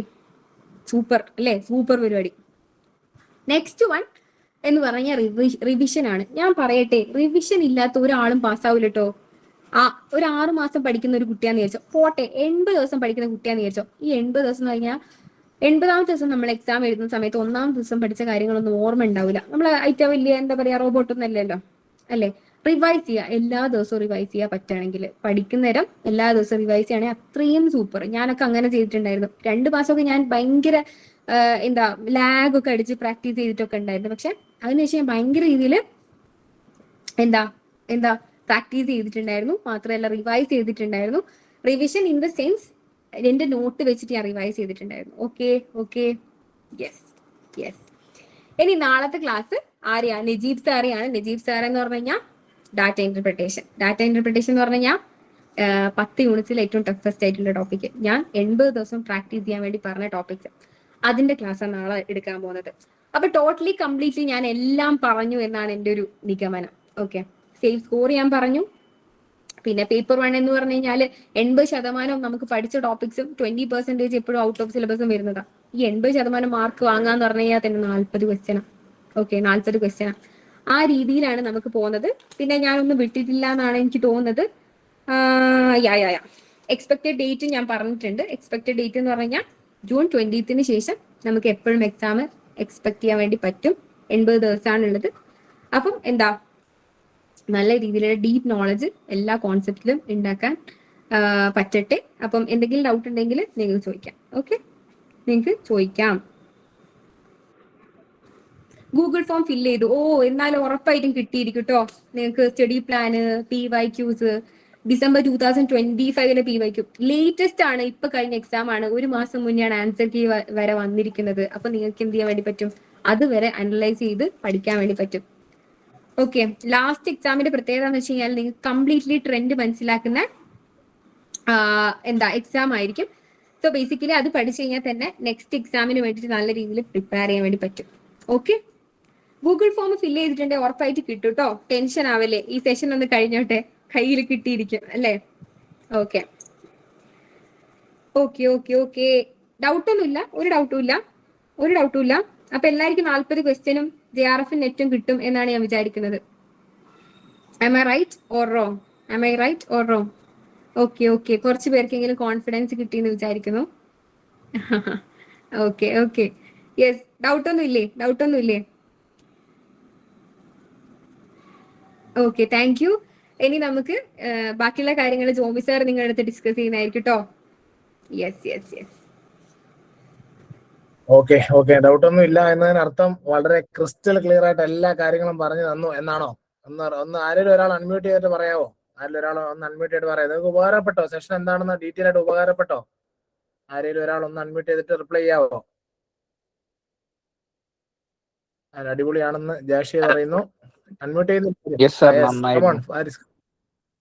നന്നായിരുന്നു അല്ലേ? നമ്മൾ ആദ്യമായിട്ടായിരിക്കത്തില്ലേ നിങ്ങൾ എല്ലാവരും ഇങ്ങനെ അനലിറ്റിക്സ് വെച്ചൊരു സെഷനിൽ ഇരിക്കുന്ന ആദ്യമായിട്ടായിരിക്കത്തില്ലേ? ഞാൻ നിങ്ങളോട് ചോദിക്കുകയാണ്, അനലിറ്റിക്സ് വെച്ചിട്ടൊരു സെഷനിൽ ഇരിക്കുന്ന ആദ്യമായിട്ടല്ലേ? Yes, okay. അപ്പൊ അതാണ് ബേസിക്കലി ഗ്രേറ്റ്. അതാണ് ബേസിക്കലി നമ്മൾ പ്രിപ്പയർ ചെയ്യുമ്പോൾ ആദ്യം ശ്രദ്ധിക്കേണ്ട ഒരു case. Strategy is so important. അത്രയ്ക്ക് ഇമ്പോർട്ടന്റ് ആണ് സ്ട്രാറ്റജി എന്ന് പറയുന്ന ഒരു സാധനം. ഓക്കെ, അതുപോലെ തന്നെ 2 കാര്യങ്ങളാണ് ഞങ്ങൾ നിങ്ങളോട് ഇനി പറയാൻ ഉദ്ദേശിക്കുന്നത്. ഒന്നാമത്തെ കേസ്, എല്ലാവരും ഗൂഗിൾ ഫോം ഫില്ല് ചെയ്യുക. ഓക്കെ, എല്ലാവരും ഗൂഗിൾ ഫോം ഫില്ല് ചെയ്യുക. ഇപ്പൊ ഗൂഗിൾ ഫോം ഒന്നുകൂടെ ഷെയർ ചെയ്യും. നമ്മുടെ പ്രെപ്പാക്ക്, അതുപോലെ തന്നെ സ്റ്റഡി പ്ലാന്, അതുപോലെ റോഡ് മാപ്പ്, JRFലോട്ട് എങ്ങനെ നമുക്ക് എത്താം തുടങ്ങിയ റോഡ് മാപ്പ് അടക്കമുള്ള എല്ലാ കാര്യങ്ങളും നമ്മുടെ ഗൂഗിൾ ഫോമിൽ നമ്മളിപ്പോ നിങ്ങളത് ഡീറ്റെയിൽസ് എല്ലാം നിങ്ങൾക്ക് ഷെയർ ചെയ്ത് തരും. ഓക്കെ, സോ ഒരാൾ പോലും ഗൂഗിൾ ഫോം ഫില്ല് ചെയ്യാതിരിക്കുക. നമ്മളിപ്പോ 70 പേരോളം ഉണ്ട്. ഓക്കെ, രണ്ടാമത്തെ കേസ് എന്ന് പറഞ്ഞാല് നമുക്കൊരു എക്സാം എഴുതി നോക്കിയാലോ? ഇന്ന് എക്സാം എഴുതി നോക്കാൻ പറ്റുമോ? ഒരു എക്സാം എഴുതി നോക്കിയാലോ? നമുക്ക് എക്സാം എഴുതാൻ ഇൻട്രസ്റ്റ് ഉണ്ടോ? എല്ലാവർക്കും ഇൻട്രസ്റ്റ് ഉണ്ടോ? നമുക്കൊരു പേപ്പർ കൊണ്ടിന്റെ എക്സാം എഴുതി നോക്കാം. കാരണം നമ്മൾ ഇതുപോലെ ഡീറ്റെയിൽ ആയിട്ട് അനലിറ്റിക്സ് സ്റ്റുഡന്റ് വെണ്ടർ വിളിച്ച് നിങ്ങളെ പറഞ്ഞു തന്നാലോ ഉപകാരപ്പെടുവോ? ഞാൻ സീരിയസ് ആയിട്ട് ചോദിക്കുന്നു, ഉപകാരപ്പെടുവോ? നമ്മളിപ്പോ നല്ലൊരു സെഷൻ കണ്ടു, നമ്മുടെ അനലിറ്റിക്സ് മനസ്സിലായി, നമുക്ക് അതിന്റെ ഡ്രോബാക്സ് ഒന്നും കൂടെ ഡീറ്റെയിൽ ആയിട്ട് മനസ്സിലാക്കണമെങ്കിൽ നമുക്കൊരു എക്സാം എഴുതാം. എക്സാം എഴുതാൻ വേണ്ടി നിങ്ങൾ വേറെ ഒന്നും ചെയ്യണ്ട. എക്സാമിന്റെ രജിസ്ട്രേഷൻ ലിങ്ക് ഞങ്ങളിപ്പോൾ ഷെയർ ചെയ്യും. നിങ്ങൾ രജിസ്റ്റർ ചെയ്യുക, എക്സാം എഴുതുക. ഓക്കെ, ഇപ്പോൾ നമ്മുടെ സ്റ്റുഡന്റ് മെന്റർ ഇപ്പോൾ നമ്മൾ എന്ത് ചെയ്യും? നമ്മുടെ ഗൂഗിൾ ഫോം, നമ്മുടെ രജിസ്ട്രേഷൻ ഫോം ഷെയർ ചെയ്യും. ഈ രജിസ്ട്രേഷൻ ഫോം നിങ്ങൾ എടുത്തു വെക്കുക, നമ്മൾ ഗ്രൂപ്പിലും ഷെയർ ചെയ്യും. അപ്പോൾ നേരെ നമ്മൾ 24 hours നമ്മളിത് ഫില്ല് ചെയ്യണം കേട്ടോ. 24 hours ആണ് അതിന്റെ ടൈം ഫ്രെയിം വെച്ചേക്കുന്നത്. സെഷന്റെ എല്ലാ ദിവസവും, വർക്ക്ഷോപ്പിന്റെ എല്ലാ ദിവസവും നമ്മൾ എന്ത് ചെയ്യുന്നുണ്ട്? ഇതുപോലെയുള്ള ടെസ്റ്റുകൾ നടത്തുന്നുണ്ട്. അതിനുശേഷം ഞങ്ങൾ നിങ്ങളെ കണക്ട് ചെയ്ത് നിങ്ങളുടെ പോസിറ്റീവ്സും നെഗറ്റീവ്സും കാര്യങ്ങളൊക്കെ ഡീറ്റെയിൽ ആയിട്ട് നമ്മൾ പറഞ്ഞു തരികയും ചെയ്യും. നമ്മൾ ഇപ്രാവശ്യം ഒരേ ഒരു കാര്യമാണ് ലക്ഷ്യമിടുന്നത്. ഒരുമിച്ച് നമ്മൾ എന്ത് ചെയ്യാ? നമ്മൾ JRF ക്രാക്ക് ചെയ്യുക. ഓക്കെ, റെഡിയാണോ മക്കളെ? അതുപോലെ തന്നെ നിങ്ങൾക്ക് എന്തെങ്കിലും സംശയം ഉണ്ടെങ്കിൽ നിങ്ങൾ ആ ഗൂഗിൾ ഫോം ഒന്നുകൂടെ ഫില്ല് ചെയ്താൽ മതി. ഗൂഗിൾ ഫോമിൽ എല്ലാ അപ്ഡേറ്റ് നിങ്ങൾക്ക് എന്തെങ്കിലും ക്വറീസോ കാര്യങ്ങളോ, അല്ലെങ്കിൽ പഠിക്കുമ്പോൾ ചില ആൾക്കാർക്ക് ടെൻഷൻ ആയിരിക്കും, അല്ലെങ്കിൽ ചില ക്വസ്റ്റ്യൻസ് ചെയ്ത് എത്രയായാലും ആൻസർ കിട്ടത്തില്ല, അല്ലെങ്കിൽ ചില ഏരിയാസിൽ നമ്മുടെ കൺസെപ്റ്റൽ ക്ലാരിറ്റി കുറവായിരിക്കും. അങ്ങനെയുള്ള ഓരോരുത്തർക്കും ഓരോ പ്രശ്നങ്ങളായിരിക്കും അല്ലേ? ഓരോരുത്തർക്കും ഓരോ. ഇപ്പൊ എനിക്ക് മാത്സ് ഒക്കെ ഇച്ചിരി ഡിഫിക്കൽട്ട് ആയിരുന്ന ഒരാളാണ്. ഞാൻ നെറ്റ് ക്വാളിഫൈ ചെയ്യുന്നതിന് മുമ്പ് എനിക്ക് മാത്സ് ഡിഫിക്കൽട്ട് ആയിരുന്ന ഒരാളാണ്. ഞാൻ ആദ്യം പഠിച്ച് പ്രിപ്പയർ ചെയ്യാൻ നേരത്തെ ആദ്യം സ്റ്റാർട്ട് ചെയ്ത് മാത്സ് ക്ലിയർ ചെയ്യുക ചെയ്തത്. മാത്സ് എന്ന് എനിക്ക് ക്ലിയർ ആയി, അതിനുശേഷത്തെ 2020 ഞാൻ നെറ്റ് ക്വാളിഫൈ ചെയ്യുക ചെയ്തത്. കാരണം കോമ്പറ്റേറ്റീവ് എക്സാമിൽ നമ്മൾ ഏറ്റവും പ്രധാനമായിട്ടും മനസ്സിലാക്കേണ്ട ഒരു ബേസിക് ഓൺലൈൻ ഉണ്ട്. We don't have areas to skip. നമുക്ക് സ്കിപ്പ് ചെയ്യാൻ ഒരു ഏരിയ ഇല്ല. മനസ്സിലായോ? നമുക്ക് സ്കിപ്പ് ചെയ്യാൻ ഒരു ഏരിയ ഇല്ല. അതുപോലെ തന്നെ അസസ്മെന്റിന്റെ ലിങ്കും അതുപോലെ തന്നെ നമ്മുടെ ഗൂഗിൾ ഫോം നിങ്ങൾ മാക്സിമം ആൾക്കാരിലേക്ക് ഷെയർ ചെയ്ത് കൊടുക്കുക. എല്ലാവർക്കും 24 hours നമ്മൾ എന്ത് ചെയ്യും, രജിസ്റ്റർ ചെയ്യുന്ന എല്ലാവർക്കും എന്ത് ചെയ്യും, ഫ്രീ ആയിട്ട് പ്രിപ്പാക്കിങ് കാര്യങ്ങളും അതുപോലെ സ്റ്റഡി പ്ലാൻ നമ്മൾ ഷെയർ ചെയ്യും. ക്വസ്റ്റ്യൻ പേപ്പേഴ്സും പ്രീവിയസ് ക്വസ്റ്റ്യൻ പേപ്പേഴ്സ് ഒക്കെ നമ്മൾ ഷെയർ ചെയ്യും. രണ്ടാമത്തെ കേസ് എന്ന് പറഞ്ഞാൽ ഈ എക്സാംസ് എഴുതുന്ന എല്ലാവർക്കും ഫ്രീ ആയിട്ട് ഒരു അക്കാഡമിക് കൗൺസിലിംഗ് എഡക്സി ലേണിംഗ് പ്രൊവൈഡ് ചെയ്യും. ഓക്കെ അല്ലേ? നമ്മുടെ പോസിറ്റീവ്സ് എന്താണ്, നമ്മുടെ നെഗറ്റീവ്സ് എന്താണ്, നമ്മൾ എവിടെയാണ് ഇംപ്രൂവൈസ് ചെയ്യേണ്ടത്, നമുക്ക് നമ്മുടെ സ്ട്രാറ്റജി എന്തായിരിക്കണം, ഈ കാര്യങ്ങളൊക്കെ ക്ലിയർ ആയിട്ട് നമ്മൾ പ്രൊവൈഡ് ചെയ്യും. ഓക്കെ അല്ലേ? ഓക്കെ ആണോ? ഇൻ കേസ് നിങ്ങൾക്ക് ഇപ്പോൾ എക്സാംസ് എഴുതാൻ എന്തെങ്കിലും ടെക്നിക്കൽ ഡിഫിക്കൽട്ടീസ് ഫീൽ ചെയ്യുകയാണെങ്കിൽ നിങ്ങൾ ഗൂഗിൾ ഫോമിൽ ഒന്ന് ഫില്ല് ചെയ്താൽ മതി. Technical difficulties during writing the examination എന്ന് ഒരു ക്വറി എൻ്റെ അത് പോസ്റ്റ് ചെയ്താൽ മതി. We will sort it out as soon as possible. Okay, ഞങ്ങൾ എന്തായാലും നിങ്ങളെ പേഴ്സണലി കണക്ട് ചെയ്യും കേട്ടോ. ഓക്കെ അല്ലേ മക്കളെ? ഓക്കെ അല്ലേ? ഹാപ്പിയാണോ? എല്ലാവരും ഹാപ്പിയാണോ? ഹാപ്പി അല്ലേ? ഒരു സന്തോഷമില്ല, പടക്കം പൊട്ടിക്കുന്ന സ്മൈലി ഒക്കെ അവിടെ ഇല്ലേ? അതൊക്കെ എടുത്തിട്ട് ഇത് ഓക്കെ. അപ്പോ ഏകദേശം 9 മണി ആകാറായി. നമ്മൾ ഡീറ്റെയിൽ ആയിട്ട് സെഷനിലിടുന്നു. നമ്മൾ അനലിറ്റിക്കലി നമ്മൾ കാര്യങ്ങളൊക്കെ മനസ്സിലാക്കി. ഇനി നമ്മൾ ഇന്ന് എക്സാം എഴുതുന്നു, ഗൂഗിൾ ഫോം ഫില്ല് ചെയ്യുന്നു. Okay, we will connect you back. നാളെ ക്ലാസ് ഉണ്ട്, DI ഉണ്ട്. മാക്സിമം ആൾക്കാരിലേക്ക് ഇന്ന് ഇൻഫർമേഷൻ ഷെയർ ചെയ്യണം. നമ്മൾ ഏകദേശം സ്റ്റാർട്ടിങ്ങിൽ 100 പേരിലധികം ഉണ്ടായിരുന്നു. നാളെ 200 പേര് സെഷനിൽ ഉണ്ടാകണം. ഓക്കെ, കാരണം നമ്മുടെ പവറാണ്. കാരണം എല്ലാവരും പഠിച്ച് എല്ലാവരും ക്ലിയർ ചെയ്യണം. 6000 പേർക്കായിരിക്കും ഒരു സബ്ജക്റ്റിൽ നമുക്ക് ഒരു JRF ക്വാളിഫൈ ചെയ്യാൻ, അല്ലെങ്കിൽ നെറ്റ് ക്വാളിഫൈ ചെയ്യാൻ പറ്റുന്നത്. ഈ 6000 പേര് നമ്മളായിരിക്കണം. മനസ്സിലായോ? എഡക്സി ലേണിംഗിലെ പിള്ളേരായിരിക്കണം, ആത്മാർത്ഥമായിട്ട് പഠിക്കുന്ന സ്റ്റുഡൻസ് ആയിരിക്കണം ഈ 6000 പേരെന്ന് നമ്മൾ പറയുന്നു. ഓക്കെ, ക്ലിയർ അല്ലേ? അതുപോലെ നമ്മള് വാട്സ്ആപ്പ് ഗ്രൂപ്പിൽ ജോയിൻ ചെയ്യണമെങ്കിൽ എന്തെങ്കിലും സംശയം ഉണ്ടെങ്കിൽ അതുപോലെ ഇൻസ്റ്റാഗ്രാം പേജിന്റെ ലിങ്ക് നിങ്ങൾക്ക് ഫോളോ ചെയ്യുക. ഇൻഫർമേഷൻസ് എല്ലാം അതിന്റെ അടുത്ത് അപ്ഡേറ്റ് ചെയ്യും. അതിന്റെ ഡീറ്റെയിലും ഷെയർ ചെയ്തിട്ടുണ്ട്. ഗ്രൂപ്പിൽ ഇല്ലാത്തവരെല്ലാം ഗ്രൂപ്പിൽ ജോയിൻ ചെയ്യുക, മാക്സിമം ആൾക്കാരിലേക്ക് ഷെയർ ചെയ്യുക. ഓക്കെ അല്ലേ? നമുക്ക് എക്സാം എഴുതാൻ തയ്യാറായില്ലേ? നിങ്ങൾ തയ്യാറായോ? ഇന്നത്തെ എക്സാം എഴുതാൻ തയ്യാറായോ? കമോൺ ഒരുടി. ഓക്കെ അല്ലേ? ഓക്കെ ആണ്. ചാറ്റ് ബോക്സ് നല്ല റിപ്ലൈ ഉണ്ട്. ഓക്കെ ആണ്. Okay great. ഓക്കെ, അപ്പൊ നമുക്ക് സമയം കളയണ്ട. ഇന്നത്തെ എക്സാംസ് എഴുതാം. നാളത്തെ ക്ലാസ്സിൽ രജിസ്റ്ററിന്റെ ക്ലാസ് ആണ്. നാളത്തെ ക്ലാസ് അടിപൊളിയായിട്ട് നമുക്ക് കാണാം കേട്ടോ. Okay, bye. Good night. Thank you for your time. Okay, great. By.